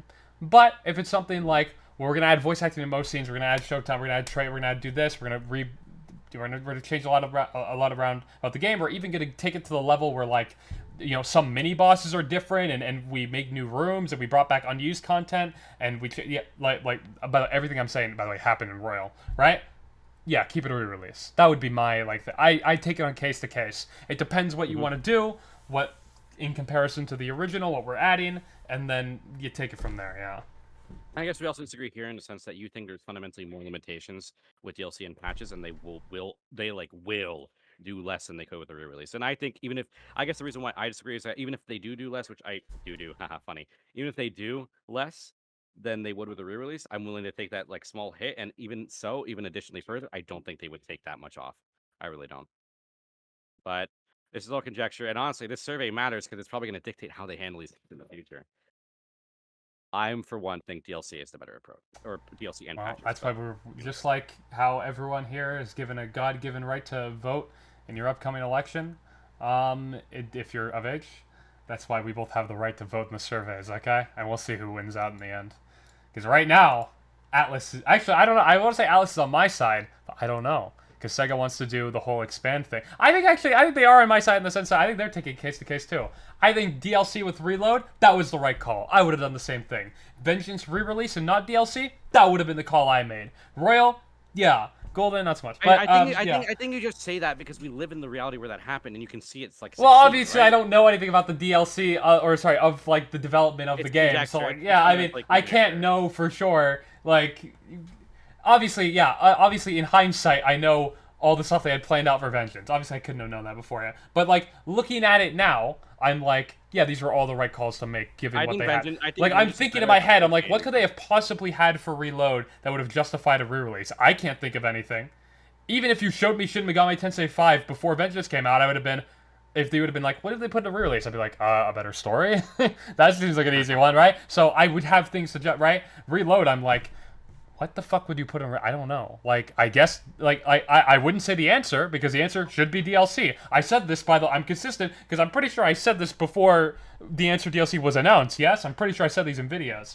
Someone can go find it if you really care that much. But pretty sure I said the answer should be DLC. I'm almost certain I did, because I absolutely would not have had the take that it should be in a re-release. Because people were always memeing about that. They would always say, I'm not buying Reload. I'm going to wait for Reloader, where they add the answer, and I would go, you're fucking stupid. They're not doing that. You're so stupid if they're gonna do that, right? And that's why I said, and if they did it, I would be against it 100%. So yeah, so that's what I mean, right? Yeah, so that's why I'm like, I'd take a case to case. We should make a bet. If Persona 6 is gonna get an expanded re-release, we should make a bet right here. It's hard to know until the game comes out, though, because I can't be like. It's a bet. Think about it. Right now. Well, okay, but it's a bet based on literally just a guess. Well, based on a guess, based off the direction they've been It's hard, too. Now. Well, I don't know, because they're doing the Reload answer DLC, but they're also doing fucking Vengeance. That could be... You want me to just make a random guess? Not a random guess, an educated guess. It's not educated on much, though. Because I really can't know until I see the game. I'm not confident at all on this answer, but I'll give it just because you want to meme about it. Yeah, so to be clear, when Persona 6 comes out and we have this conversation about re-releases and thing, this is literally just a random fucking guess. It has based on literally nothing, basically. We're gonna argue about this game when Persona 6 comes out. I think they'll probably do an expanded one. That's my guess. But I don't know. I really think they could do DLC too, so I don't know. I think Atlus is realizing that, or Sega. I think the reason why they did it with Vengeance is because Vengeance or 5 had a troubled development. I think that's the reason why it happened. I think that Persona 6 is going to be a game that does not have an expanded release. That's what I think. Why do people's opinions on a DLC be lesser than a release? I mean, sure, we probably won't have certain things, but we'll still appreciate the fuck out of a hypothetical Maruki DLC. Yeah, I'm not saying people wouldn't enjoy it or anything. I'm just saying, like, we would have less, like, yeah, like when, like, for example, right, I feel like there's no way no one agrees with this, right? Like, let's say we know the answer is coming out as a DLC to Reload. Now, like I just said, I think that was the right call, but if they were to do an enhanced re-release, because I would disagree with that, but let's say they did, right? Atlus is stubborn in their ways, and they're like, we're doing a re-release, fuck you, no DLC, right? Do you really think there wouldn't be more content in that one than there would be just in the DLC that's coming out? Like, of course there would, because they have to justify it harder. That's been what I've been arguing this whole time, that there'd be more content, right? They'd have to. Now, again, I don't think it'd be just because I don't know what anything's possible, but I really don't think they'd have anything to justify it, but they'd have to try. So, yeah, like, that. I'm just saying, like, we'd have, like, a better thing, but I don't think all that time and resources should go towards it, because why the fuck would we do a Persona 3 Reload Enhanced Edition? We shouldn't. It's good enough as it is, obviously. I don't think there's many things mechanically in QOL that we can change. The game literally has the most voice acting of any Megaten game. They said this in the interviews. Almost everything is voice acting. No, keep that DLC, right? But if they did, it would have to have more than just the DLC, right? That's what I'm saying, yeah. Not that it wouldn't be appreciated. Obviously, if the alternate reality, Persona 5 is the only release and Marcus is a DLC, yeah, of course, Market DLC is still going to be hailed. I'd fucking hail it still. The brunt of the content is still there. But I'm arguing that little bit of extra stuff that we got because it was a re-release, I think it was worth it. You can disagree, but I think it was. I had other questions I want to ask, but I feel like we're winding down to the end of this. I wanted to ask what your takes on... I was gonna do a line of questioning where I asked, what do you think of sequels that don't change much from the game, from the last game? So let's say they're not technically re-releases, but like a sports game, for example. Those are fucking stupid. Yeah. I Do think you think they're they're dumb. stupid for the same reasons though, or do you think just bad I games? think, I think, no, I think even if I think that the core gameplay is fine, I think it's a stupid business model to have an entire like thing built off like you built very little off the last release and then you release it at full So price. That's would you ridiculous. use the Even same like in your head, the same line of like questioning to judge them as you do something like Persona 5 Royal, like the expanded re-releases, or do you judge them on I a think different basis? I think it's a similar mentality, but obviously Royal is way better. It's not comparable. Yeah, but It's I'm not saying comparable. that like Same idea, I'm not but saying that like they're like the same quality, but I'm saying like no, do you yeah. use that like same line of questioning to be like, is this worth the money they're asking for effectively? Do you Yeah, use that same? actually, honestly, yeah, I do. That's Okay. why I never I do buy. too. I I was never gonna buy say a full I do game. too. I would judge it the same Yeah, way because they're basically the same fucking game. They're close enough yeah. that I would go, huh, this is kind of like an expanded re-release. Is the content in FIFA 20, does that justify the quote-unquote re-release from FIFA 19? They just Absolutely update fucking mods. not, right? Yeah, Yeah, they just update I'd be mods. That's all like, they do. absolutely not. This is a dog shit Those games. re-release. This is not. Okay. This is stupid. Yeah, I don't To even your believe argument, that with oh, Call of Duty, and I don't think I'd use the same line of judgment Call of Duty because it changes And enough Call that of I'm like, Duty, they're different. Call of But Duty started making the same approach where they fucking just made like Modern Warfare 3 DLC for Modern Warfare 2, if I remember correctly, right? I actually don't know the deets, but I think that's all the games are right? like connected because like the same engine or some bullshit, and like Yeah, some it's, bullshit like that. Like that's it's fucking ridiculous. dumb, yeah. But it's hard to compare these like fucking slop franchises to something with actual artistry like Persona. But We've been arguing for like an hour, but we actually because we're agree with a lot consistent, here. we use the same line of judgment for it all. That's what Oh I'm yeah, trying to make clear. well, yeah, but that's why I think I have a problem with Persona 5 Royal to a certain extent, even if I think it's way less bad. But Okay, what do you think of Stanley Parable Ultra Deluxe? This is a re-release. They're both available on PC. They did make the games available on console, but they're still sold as separate games on PC. I can prove that literally right now. no, I've seen it. I believe you. I believe you. Well, Yeah. it's for to chat. Are you proving it? Yeah, just to be clear, this is the original game, right? 2013. This one is 2022, so there was 9 years in between both. But unlike the Kirby example, right, which was 12 years, and they were two different consoles. It did get a virtual console release on Wii U. Whole discussion we had there, but we're not going to go down that rabbit hole today. And Nintendo Switch, right? Unlike that, where they were two different consoles and those games are locked to consoles, this game is available both on PC, both. Yeah, I'm curious what you think about this one, because 9 years in between, so there's a lot of time in between it, but they're still purchasable on the same platform. I don't know what the Stanley Parable Ultra Deluxe adds. That's the thing. I mean, it's fundamentally built off the same game. Is it what's the pricing? I can barely read it. It's fundamentally built. Yeah, I think that they might be. I don't even know if they're the same engine. I'm pretty sure this is Source, so I don't even know if they are. But like, yeah, like the same. Like the original endings are still there and whatnot. But there's like a lot of new stuff. Funnily enough, this game references Persona 3. Fun fact by name. I do. I saw that very funny clip. Yeah. So. There's like a lot of new stuff, effectively. Like, obviously, it's all voice acted and whatnot. But like that's the crux of it. It has to be basically. This could have. I would have an issue with this. Could have been DLC if it was released like 2 years after, or like a year after. But this is released like what 10 years? You said. I think that's a fair justification for a re-release, especially if it's an engine update. That's like another. So you're more against this, you'd say? I'm more okay with this. Is what I'm saying. Oh, really? Why? Hold on. Sorry. What did you say? I said it was 10-year gap, right? DLC for the original is just doesn't make much sense after 10 years.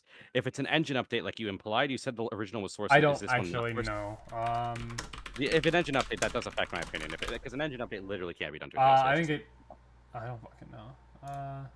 PC with gaming, we can probably tell you if you checked. This is Unity here, and I'm pretty sure the original's a source. So yeah. That is an engine update. So they did yeah. It's an engine. I'm fine with it. That's fine. What's the pricing? $30? I'm 100% fine with this guy. That's completely okay. Okay, I'm very interested. I really didn't think you'd answer yes. I did. I'm okay with it. If it's an engine update, big time gap in between releases, and the price is completely fair. $30 Canadian, by the way. It's probably like 25 or something American. Unless they have it. Pricing, I agree with you on. I think that is an aspect you should judge it by. If it's priced pretty fair, it's adds content, big gap in between releases, and an engine update. I'm completely okay with that. What if yeah, and to be fair, this is priced higher than the original. I don't think. Yeah, I don't know if this was priced 30 when it came out, maybe, but even if they were,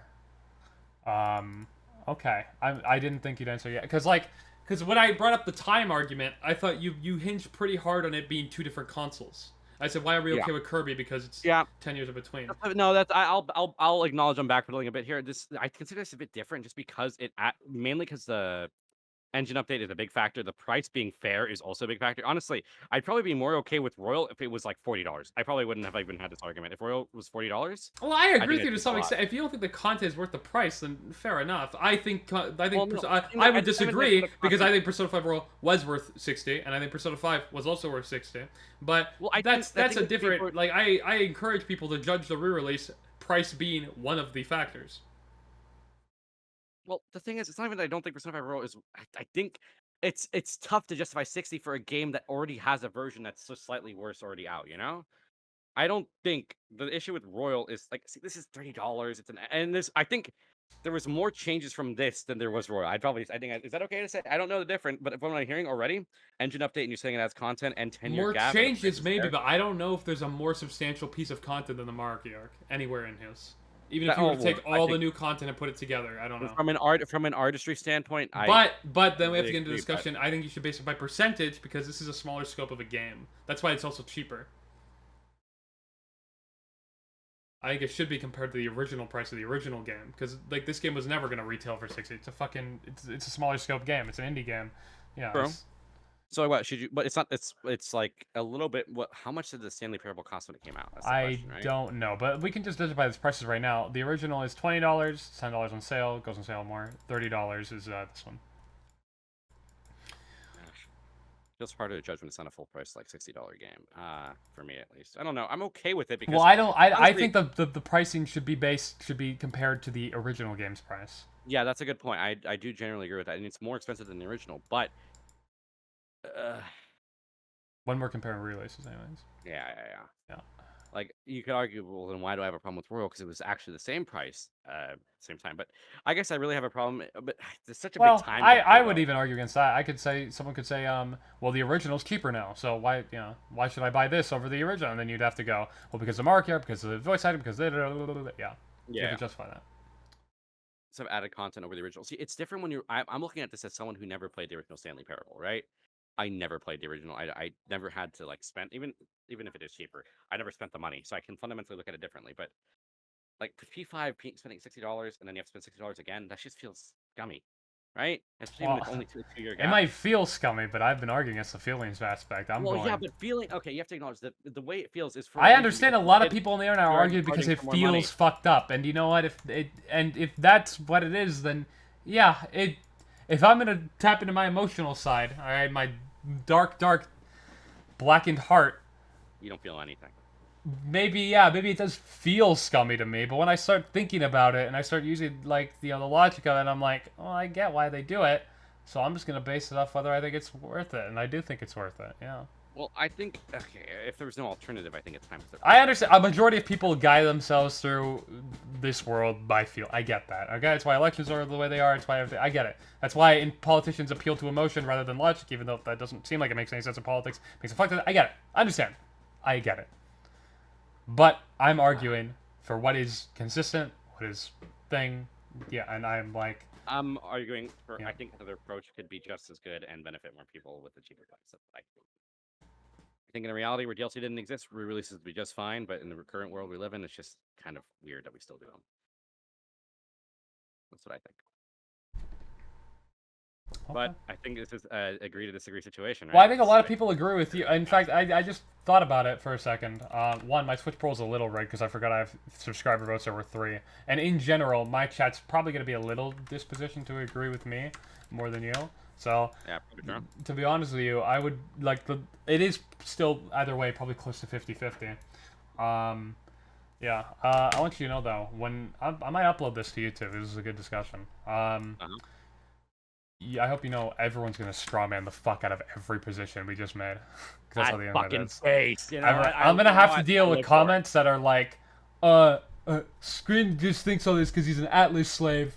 And it's because I'm an Atlus slave too. Leave this in the video. I'm an Atlus slave too. Okay, I own like almost all their games on Steam except the Odyssey collection. He's arguing this is anti-consumer, and oh my god, I can't believe you say all this, and he should go fuck himself. And yeah, and then people are, yeah, people are gonna be. I had to deal with that. I think I had some guy on the Midori video. I think left a comment saying, "This is just a 3-hour video of you crying about the fact you weren't the one to leak it." I'm like, all right, if that's what you got from the stream, man. And I mean, I feel like I knew that was gonna happen. And I addressed that exact thing, and I really just think you think that because you didn't watch the stream. But you know what? Sure, man. If that's what you got from it, good for you, buddy. Yeah. I just hope you know everyone's gonna strawman the fuck out of every position we just had. I don't care. You know what? I'm a big fan of strawmans because I think they're funny. Yeah, and they're gonna probably strawman you and go, you don't know how like, this guy doesn't know how game development works. He thinks everything is free and Atlus infinite money and they just do things because they're really not. Yeah, it's gonna be fucked. Yeah. Yeah. Just reminded me, we mentioned Xenoblade a lot. I still haven't finished Xenoblade 1. I never played a Xenoblade game. They good? I heard they're decent. I liked what I played at Xenoblade 1. I played like I think I thought it was a good time. No. Yeah, no, I think around 20 hours. Because I started like once on PC and also I owned the game on Switch. Xenoblade's good. I like it.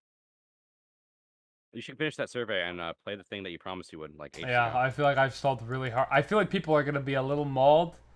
Like, although I think most people warmed up to the discussion. It seems like everyone was like actually getting involved in it. So, yeah. And we gained viewers during it. So, yeah, that's a metric to go by. People are gonna be mauled because they came here for randomizer and they got a 2-hour debate, and because this came out of nowhere. This wasn't planned, obviously. Yeah, I know. When we just Atlus asked one question and it spawned a whole debate. Yeah. But like, just how it's like when we talk by the regular. Yeah, we debate a lot. That's why I kept saying, I was like, fuck, we can do this here on stream, man. This is the type of content I like watching a lot. Like when we flesh out these positions, like I feel like I understand more about the opposite because like I argue a lot on Twitter, but you know how to argue. Everyone's a dipshit. They're morons. Yeah, it's like I don't get to flesh out any of my positions because like I think debate is good because now you understand the other side of the arguments. Why people who have different views could actually talk to each other. You know, you understand more about the other position, and that even if the goal of the debate shouldn't be to change your opponent's position, it'd be to get them to understand them more, because that fleshes out their position too. I I understand more about why I believe the things I do about it that I didn't know before. I think everyone in the chat could probably knows more about this subject than they did before. Yeah, that's the real purpose of arguments and discussions like this should be to inform the other party. Sure, just to make people think more, just ask questions. Right? That's why. I understand a lot more why they go. You know, honestly, I do think I understand a lot more of the re-release approach, even if I still disagree with it fundamentally. I do think there's a lot more going into it than I initially give it credit for. Thank you for like letting me see that, Mr. Mintz. Look, well, because that's why my position is always probably going to be that I want both. I think. I don't think I want one to be done away with entirely. And I think DLC will always be the more popular one, and I think it should be. Because I think with most content people want to add to a game, DLC is the better option for them. But I don't think it'll always be. And I think in Atlus's case, like I said, with Persona 5 Royal, I think re-release was the right call. And with Vengeance, I think re-release was the right call. So I think there are situations where re-release is still the better option, even in today's day and age. Yeah. Yeah. I screw a bit on that, but I do understand your position pretty well, I think, now. Yeah. But yeah, that's the crux of this, I guess. I don't know if this debate in the public sphere will ever be solved. Because like I just said, when you argue on Twitter, this is like, I said we should do more things like this. We should debate more shit on fucking stream, which is interesting. Like, we can actually hear each other talk, and we're not constricted by word limits, and we're also like, that's a big thing. There's like a lobotomy effect. Every time I start typing, I feel my brain. It all almost spawns from that character limit, because like you have to assume so much about the other guy's position because you can't fully say everything in like even if you write like a whole thread, like you're just gonna get fucking exhausted. Like, well, maybe if you write a whole thread, but like you have to assume a lot about the other person, and then when you start basing assumptions, they're not all gonna be right. And then there's a whole disconnect, and then people get mauled. I get mauled when I feel like people are strawmanning me, and then it gets a it turns. Yeah, I tend to do that sometimes, and I get like a bit heated, and I think I almost like said like a strawman thing earlier, and I apologized like immediately. I was like, fuck, I don't want to like that's a stupid argument. That's not right. I don't like strawmanning people unless like they're like really dumb. And well, I don't give a fuck if someone's strawmanning my argument if they're doing it if they're like trying to understand the argument. Like the guy who comes in the YouTube comments and goes, "Screen just." People are gonna say this now in the comments because they're gonna meme about it now. By the way, so now I'm never gonna know. People are gonna like go in the comments and be like, "Screen just believes this because he Atlus slave and he anti-consumer and don't right." And it's like, okay, well, like I feel like you're not even trying to understand what I say if you come out with that conclusion. So fuck you. Yeah, I'm gonna flame you, but. If you try to understand what I say, but you get my position a little wrong, I'll just correct my, I'll just be like, well, I don't, yeah. Intent is very important. I'm getting one gut again right now. I know we're not arguing anymore, but I need to make this clear. Someone said, I think DLC making irreversible changes to the base game feels really weird as a concept. I'm very calm. I said this multiple times throughout the argument, but I do think you can have it both ways. You can just make these added changes a separate campaign. I don't think that really is impossible to do. Like how Vengeance approached it, even if it's not DLC, they do keep all the canon of creation stuff intact with some quality of life enhancements. I don't want to go down this rabbit hole. If I'm gonna argue against that, but I do actually think that is like probably the best solution. It just sounds like it's the best solution, but it just sounds like I would just argue against the viability of it because an easy one would be disk space, but I think at this point, with most games, it's not a problem. Probably like Call of Duty gets to be 150 gigabytes for no reason, so I guess everything's games are like well compressed. Yeah, but I'm just arguing with games in general, not just Atlus games. But like, I'm trying to think of counter arguments to it, but I think I agree with you, which is why it's hard for me to come up with counter arguments.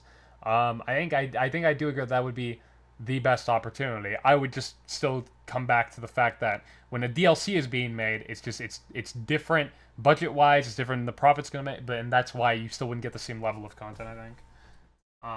But yeah, that would be the best way to definitely preserve both for sure. Because you're inevitably gonna piss people off, even if Vengeance.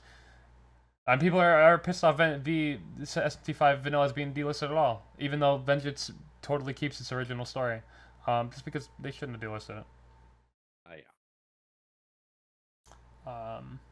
Yeah. But the second campaign is a good idea. It makes the lesser campaign feel less worth. Yeah, I would argue that actually it wouldn't be. I don't think most companies are going to make lesser campaigns for very small or second campaigns for very small changes. Like it's easy to argue with like stuff like Vengeance and maybe even Royal because of the changes it makes. So I don't even know if Royal would have a second one. But like games that are doing less substantial stuff than Vengeance would be a lot harder to justify making. It's like, okay, we're gonna put 2 campaigns in the game, guys, and it's like, wait, why are we doing that? It's like, oh well, because we changed, you know that one feature we added. We made it so like the guns, like there's like a few extra ones, and they have like a new passive ability or something. I don't know why guns have passive abilities, but yeah, okay, we're making a whole second campaign for that. Yep, it's like, I don't know if they're gonna do right. So like when it's smaller changes. That seems like a lot less viable of a solution. That would actually probably be the best counter argument. It doesn't feel like it works for everything. It works for Vengeance, I agree, but I still feel like you could work around that with, like, even if you say like the small changes don't make it feel worthwhile to add a second campaign. And to be clear, even in Vengeance's case, because that's a second game, they took advantage of that. It's not like you still have all the gameplay mechanics from Vengeance added in the canon of creation. They don't go away. Yeah, you do have like, but I mean, you could. That again, I said this earlier. You could add that. No, we're gonna argue again. No, you could. Yeah, no, I agree. You could do that. Yeah, but that's what I'm saying. It's just like that. Like if it's a less substantial piece of content, or you're gonna make a whole second campaign, and it's like one thing. Like imagine it was just like Persona 5 only added Persona 5 like traits, or sorry, Persona traits. And it's like, all right, we're doing 2 campaigns. This is all right. We're doing Persona. We're doing Matriarch, and the one piece of new content outside of Matriarch we're adding is Persona traits. And we're making at the main menu, you pick campaign 1 or 2, and the only difference is Persona traits. And it's like, we did a whole second campaign for one fucking feature. Like, what? Right? That'd be the concern there. I see what you're saying. Yep. No, you raise a very good counter argument with that one, actually. But I still think you can. I still think it's possible to have reap the benefits of a re-release through DLC. Making it a separate game isn't the only way to get these things done. I do agree that it'd be weird if you have multiple campaigns with insignificant differences. But honestly, it sounds boring. But I mean, couldn't some of these things just be like settings? like you like you know how like and this is not a weird comparison, but you know how you can turn off the Mitama DLC and Yeah, but I thought the concern with that then is if the content added is like it affect a playthrough in the middle, if of, like it's mid yeah, playthrough. like something like the Akechi Confidant, right? Imagine you're like 4 ranks to Akechi's Confidant, and it's automatic, and then there's 4 new ranks, or sorry, there's 10 new ranks added in Royal, and it's like, well, I already like, how do I go see those now? Like, I don't. Well, no, okay. I think Royal. No, then that means I go back. Royal could absolutely be DLC, like a DLC thing. Then you could just add a second. I think the confidant changes justify a second campaign. If anything, you can make an argument that DLC would actually make them add more changes because they need to justify a second campaign. I don't know, maybe, but then when we start getting into examples that are less content than Royal starts getting a lot shakier. I'll just say this: imagine Royal, but the only difference is the Akechi Confidant. Now what? Do we scrap the Akechi Confidant, the new Akechi Confidant, or do we make a whole second campaign for one thing? Why would they do that? Exactly, right? That's why I'm like, maybe they just scrap it, and now we don't have that piece of content that's amazing, and we want it, right? See, like this is where I'm saying the problems start to arise, right? But a lot of this is conjecture. We're working like we can phrase them and this in any Well, reality. well, it's conjecture, but like that's why I said I think if Mark Yark was DLC, we don't get all of those things through patches. I don't. Maybe I like that's why I said I don't even know if we get new Akechi Confidant. No, And that's not even from the level of like, can we even put it mid playthrough? I'm thinking just from the level of do we even put in all that effort for the DLC? But if you want to bring that aspect in, I feel like it only strengthens my argument. Yeah. No, but I agree. I argued it for this right. I do think they'd be willing to put in that effort if like another confidant, like if they change confidants around, that's justifiable. I feel, especially for DLC, especially because Akechi's like okay, specifically the example of Akechi, his like development in Royal's confidant affects the story in third semester quite a bit. I think a lot of that does carry over. There's a reason why they embellished Akechi in Royal.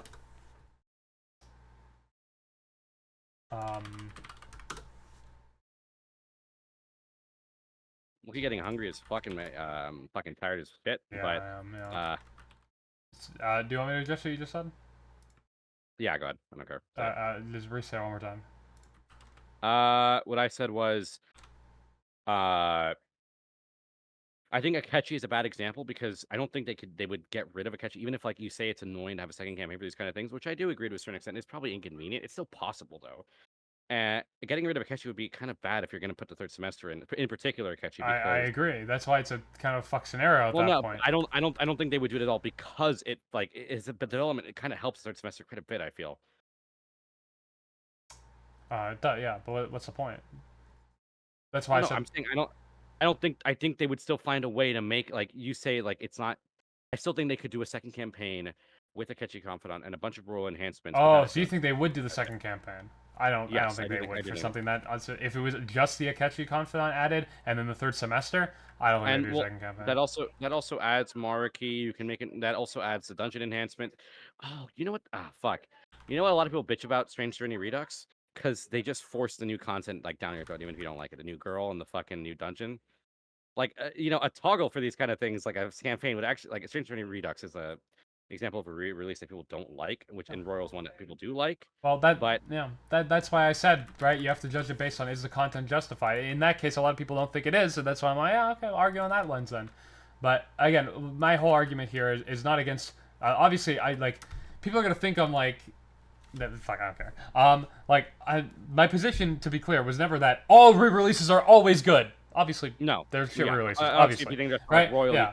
My position was like that. Some can be justified, and I'm arguing against the position that re-releases are pretty much always bad and could be done as DLC. That was the position I'm arguing against. Yeah. My argument is obviously that just re-releases can be good and can be justified. Not that they always are. I'll change my stance that I could be okay with re-releases if they're priced more fairly, but I don't think they'd ever do that. Okay, well that's closer to what I mean. I think they're gonna keep them full price, and I just don't disagree. I think I. What about Sonic Mania Plus? Do you think that was fair? That's DLC. It's a physical oh, that's a good point. That's a good point. Yeah, I forgot they was released DLC first. I know that because I bought the DLC. Sure, but that, to be clear, is a DLC, and then the release just happened to include that DLC. That's more like Game of the Year. Yeah. Yeah. Yeah. All right. I forgot it was released as DLC. I thought it wasn't. Yeah, it's not. Well, honestly, like Persona 5 Royal, like the argument you mentioned, going in circles again. I see. Why am I so addicted to arguing? I want to eat and like chill for. I'm hungry too, and I still have to. These guys still want me to play randomizer, so I still have to play randomizer after this. Fuck. My bad, man. Oh no, I was. This is good content. True.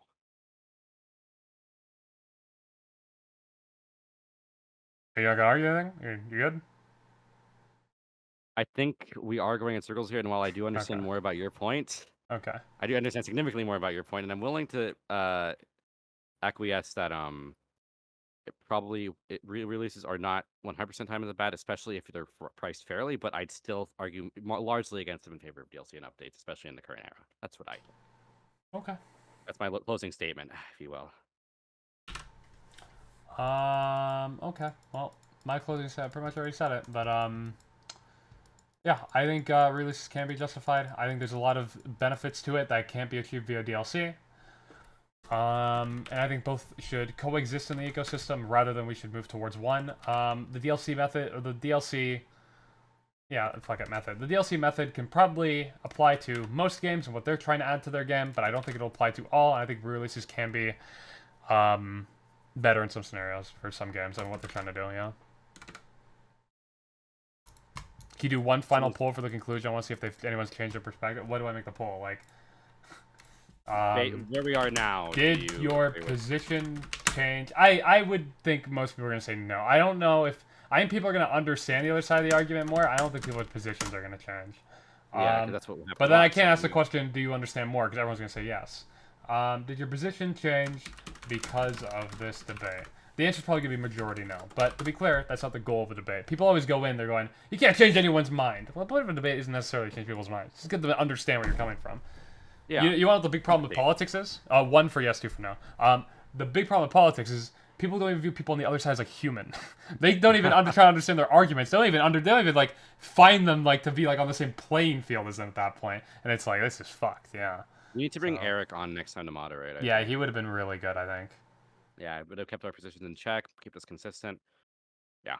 That means we've made the Eric reference. I'm gonna have to keep the survey part in the video too now. I think I'll timestamp it. I think I'll timestamp Eric survey.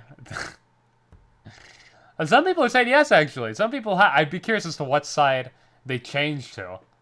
Fuck. We should poll again on the. But anyone can answer the poll, so it's not gonna be good. I just asked them individually. Well, they can just type in the chat if they really want to. If they change to my side or your side. I'm surprised anyone said yes, to be honest. I expected majority no. Like, I just expected all no, to be honest. Like 95%. So the fact it's 86 is cool. I give you this. I think you are a much better arguer than I am. I can't lie. There's a lot of moments where I want to say things, I just couldn't articulate it, and I feel a bit stupid. I can't lie. Well, I do this a lot. I like arguing with people. I like understanding where people are coming from. Like, it sounds cringe, but like, I like debate. I think it's cool. But just the problem is, like, it has a fucked name because, like, mainstream debate is like Joe Biden and Donald Trump having a dementia off for fucking Why an the hour fuck long. didn't we compare? Why the fuck didn't we compare our golf strokes once this entire? I know, right? Fuck. With us. God damn it! And why didn't I like have a moment where I just forgot where I was? Like, physically, I mean, not an argument. I mean, like my. Oh, actually, no, I lied. That's not the problem with debate. The problem with debate is that a majority of people want to do it are like Reddit, like atheists here. Like, oh my god, I took my first year of high school. I did debate club, and I think I stopped going halfway through. Oh my god, everyone there is Reddit Andy. I was like cringe as a high schooler too, by the way. But like, holy shit, it was like a different level. Like, I feel like that shit is like Smash Convention, like the smell. Man, no, I don't know what this, but like it's like same tier, I think. I knew someone who was like a debate person. Like, can I say? Yeah, I can say this. Who cares? Majority of people say no, obviously. Yeah. Was in my AP classes. Oh my god, she was the most insufferable, like, well-to-do, well-off person I've ever known in my entire life. She's just annoying, man. I did not like her. There's a debate club breeds with that kind of culture, you know? That makes sense. Like, I don't know why. You're in debate club. Fucking debate. If anything, you should be if you're in debate club, you'd expect people to be like more open to other ideas and more like in general more easygoing individuals because they're used to hearing other people's like points of view on things. Instead, it makes them even more hardened towards their fucking views. You want to know the problem? I think they call them the debate bros online. Okay, the problem with being really good at debate, I try to use my power for good, but when you're really good at navigating a conversation, you stop trying to argue for what you actually think the better point is, and you start trying to just argue to win your point. So you'll never concede anything. Like, that's why I tried, like, in this conversation, like, if I was wrong about something, I'll be like, okay, I was wrong about that. I think I did that in this. I don't remember what. I think I did. Well, I mean, I just did with Sonic Mania. That was like a small thing, but like I try to like, although I guess I can't argue myself out of an objective falsehood. Yeah.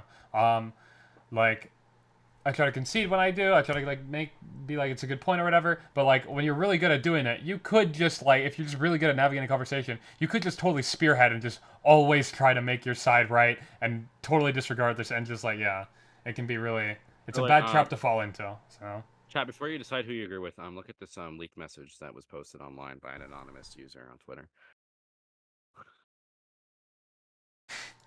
Let's just see. This has 86 likes. They're exposing me. I'll finish one Vengeance one day. I did like a little cute kawaii emoji. You motherfuckers like anime. Before you side with Mr. Screenments over here, just look at what this man, how this anime. Good. I said it earlier. We're optics minimizing, okay? I want to have the worst optics possible, where people are like, look, I don't like that screen guy, but he has a good point here. I want them to say that about my arguments, okay? The Kanye West. Because guess what? Yeah, but this Kanye making any good points? He went on Alex Jones and just said I love Hitler for basically said I love Hitler for like what 2 hours straight.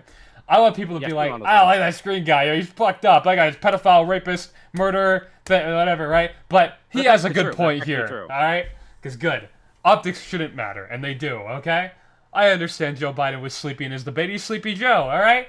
But motherfucker, the other guy's just lying. Okay, let's everyone calm the fuck down. Okay, not that his performance was perfect. Right? Obviously, from a rhetoric standpoint, there was problems with his too, but to me, it wasn't close.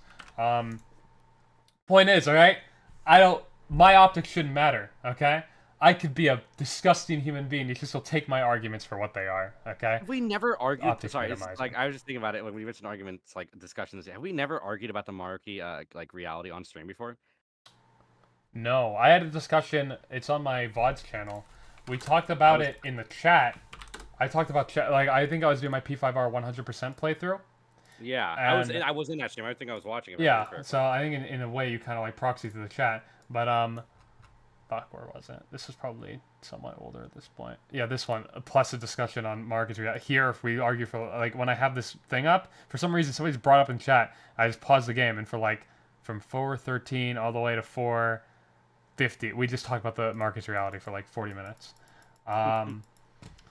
But we've never had it like this, and we should, because that will be an interesting one, because that one is very gray, and I don't even fully know where I stand on it to this day. I hate not having stances, so I do have a stance, but I'm going to be a lot less... I guess you could say I'm a lot more...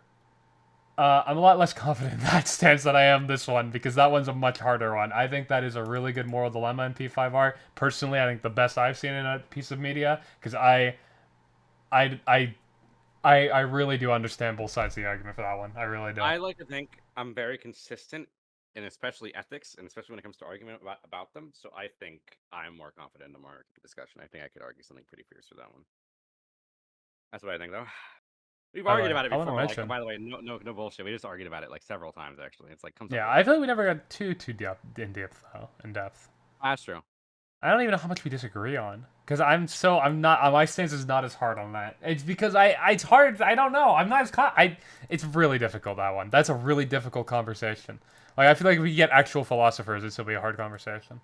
True. Because there is really no right philosophical debate. Yeah. I mean, there's no right answer to any of these, really. There's no right answer to if re-releases or DLC or, like, just... I mean, it depends on your stand at the end of the day. But, like, that is, like, one that I feel like most people are, like, very wishy-washy on. And, like, oh, like, it's hard. Some people take hard stances on Twitter. But then you ask them why they have such a hard stance, and it's kind of dumb. By the way, I want to mention the funky student from Persona 4 The Golden is in chat right now. He tries to use his power to help others to achieve the same funkiness he does. Oh my fucking god! Wait, decide the argument for us. You're okay, like, and Mystic Distance is in the chat. I'm kidding, it's not Mystic Distance. Good one. Yeah. Anyways, you're slandering me over this, and I put the little Kaguya-chan, okay? Because it's grown ass man. He's a grown ass man. I said I have an anime girl as my profile picture, like Japanese cartoons. What the fuck do you want from me? Am I not allowed to be a little kawaii and cute? Do I always have to have this hard this hard shell on all the time, and that has to be the character that I play, and I'm not allowed to be a little. Sometimes I'm feeling a little kawaii. All right, and that's okay. God, I want you all to mass report this man. And then I started spam sending you Fucking Eminem, yeah. ironic Eminem listen-alongs on Spotify because I thought it'd be funny instead of countering anything you're saying. To be fair, you were saying fall in love, and that is not a possibility. He's already found his true love. It's Fortnite skins. It's true. Actually true. What do you want? Can you imagine fucking dating me? I just argue with you about everything. Like, I just, not you specifically, obviously, I mean. No, like, I know what you mean. yeah. I know what you mean. Yeah. I mean, I'm like, fuck, that's being insufferable. Base. Not that I haven't had a girlfriend before, but I'm so much smarter now. Onto Comic doesn't count. In the past 3 years, I've gained so much knowledge. I've ascended to a higher level now.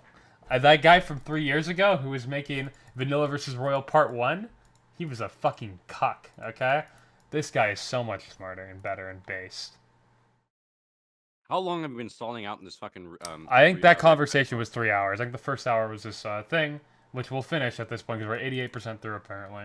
That's the reason I put that at the top there, to keep me going. So my answer will be... You know what? I think I've learned from this discussion. They're both desirable in some situations.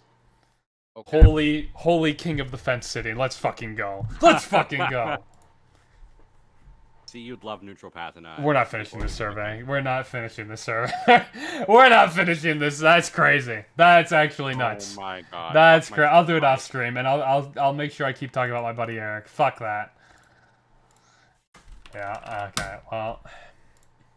Time for you to play the fucking game. And people said Reddit, but we're not doing Reddit today. You know how much we just stalled? There's nothing good on it anyway. Fuck Reddit. Last time I did Reddit, it was like all dog shit. Like, these type of discussions are what I try to get out of the Reddit, and we never get them, because instead they post... Okay, this is actually a really good video. You ever seen this? I love this video. It's like Ryuji fucking about to, like, pull the gun on them. Yeah, you're like... Come on, come on. Yeah. I really want to... Ryuji killed 2 men that day. A wanted maniac. What does Picaro mean in Persona games? It means like the trickster version, like Joker's version, yeah. It needs a skibbity version. Oh, I'll check OK Buddy Persona 2, I guess. No!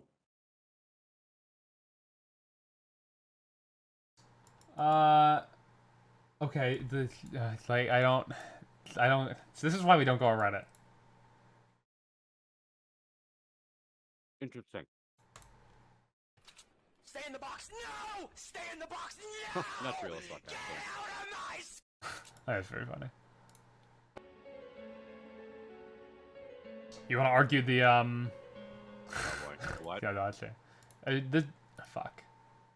You want to argue the What was the big? I didn't even know who this guy was until yesterday or 2 days ago, whenever it was. The who was it? The sketch guy? Oh. You hear about that? Yeah, I did. That was really like a dumb thing to even get like mad about. Yeah, I think we're gonna agree pretty hard on that one. Yeah, I didn't really read into it. Is it just that he's gay and that's it? That's the big controversy that he made gay porn on OnlyFans. That's like the only thing he did, and he only did it with consenting. Yeah, and people didn't know he was gay, and that's like the big controversy. Yeah, supposedly being gay is like, you know, well, of course they fucking like the gamer fucking lobotomized. Yeah, that I mean, what a nothing concept. Yeah. I loathe every person I see on the street. And then, do you know who Bruce Drop Him Off is? I do not. I don't know. Oh, you're so lucky. This guy was dropping a lot. I saw some clips of him on hit. I don't think I could play them on Twitch, but he said them on Twitch. I don't think he got banned. I think he said them on Twitch. Fuck, I don't know. XQC, I've seen this clip here. XQC calls out Twitch for not permanently banning Brute, so I'm pretty sure it was on Twitch. I think I saw Twitch out in the clips. Anyways, this guy's a massive piece of shit. He was unhinged. And I think it was on Twitter, like, very homophobic shit because of it. You know? Oh, of course. Yeah, I'm not gonna bring it up. About LPG? Low tier god, like apparently, like he fucking has a daughter and pays child support. And it's like Yeah, the crazy thing is everyone's turned on low tier God now because Even he's though a he's always been a deadbeat strict dad, and it's like that's why God should have turned. You guys, that's He's always what that's the thing that got you all to turn on low tier God. Not everything else he's done. I don't know if he's anything like extraordinary. Like I don't think he's like a pedo or anything, right? I don't think there's anything on that level. But he's just kind of been like a toxic guy. I mean, him being a deadbeat dad isn't that much of a surprise. How much of him you see that's a character is probably less than you think. he's unintentionally funny. I give him that, but otherwise, like, He is funny. I mean, those clips are fucking like funny Donald as Trump. fuck. Yeah, those He's like clips he's where like he's... Donald Trump, unintentionally hilarious. That's what I feel about him. But he's also a bad person. But Yeah. Okay. Well, I'm gonna start randomizer. Okay. That was a good debate. I'm gonna see. We're gonna next time. Next time we do this, I'm gonna actually title the stream at the beginning and be like, "This is gonna start as a debate stream," so then people are less mauled when we're stalling for so hard. Yeah.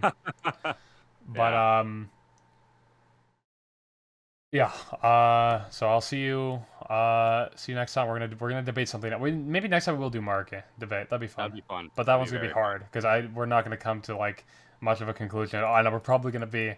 Yeah, that one's gonna be hard to navigate. But I'm gonna turn you into a full-on monarchy acolyte. I don't know about that one. Oh, that one, brother. But I'm in favor of a lot of the things of his reality. Yeah, I'm in favor of a lot. It's a hard one. It's a fucking hard one. That one's a doozy.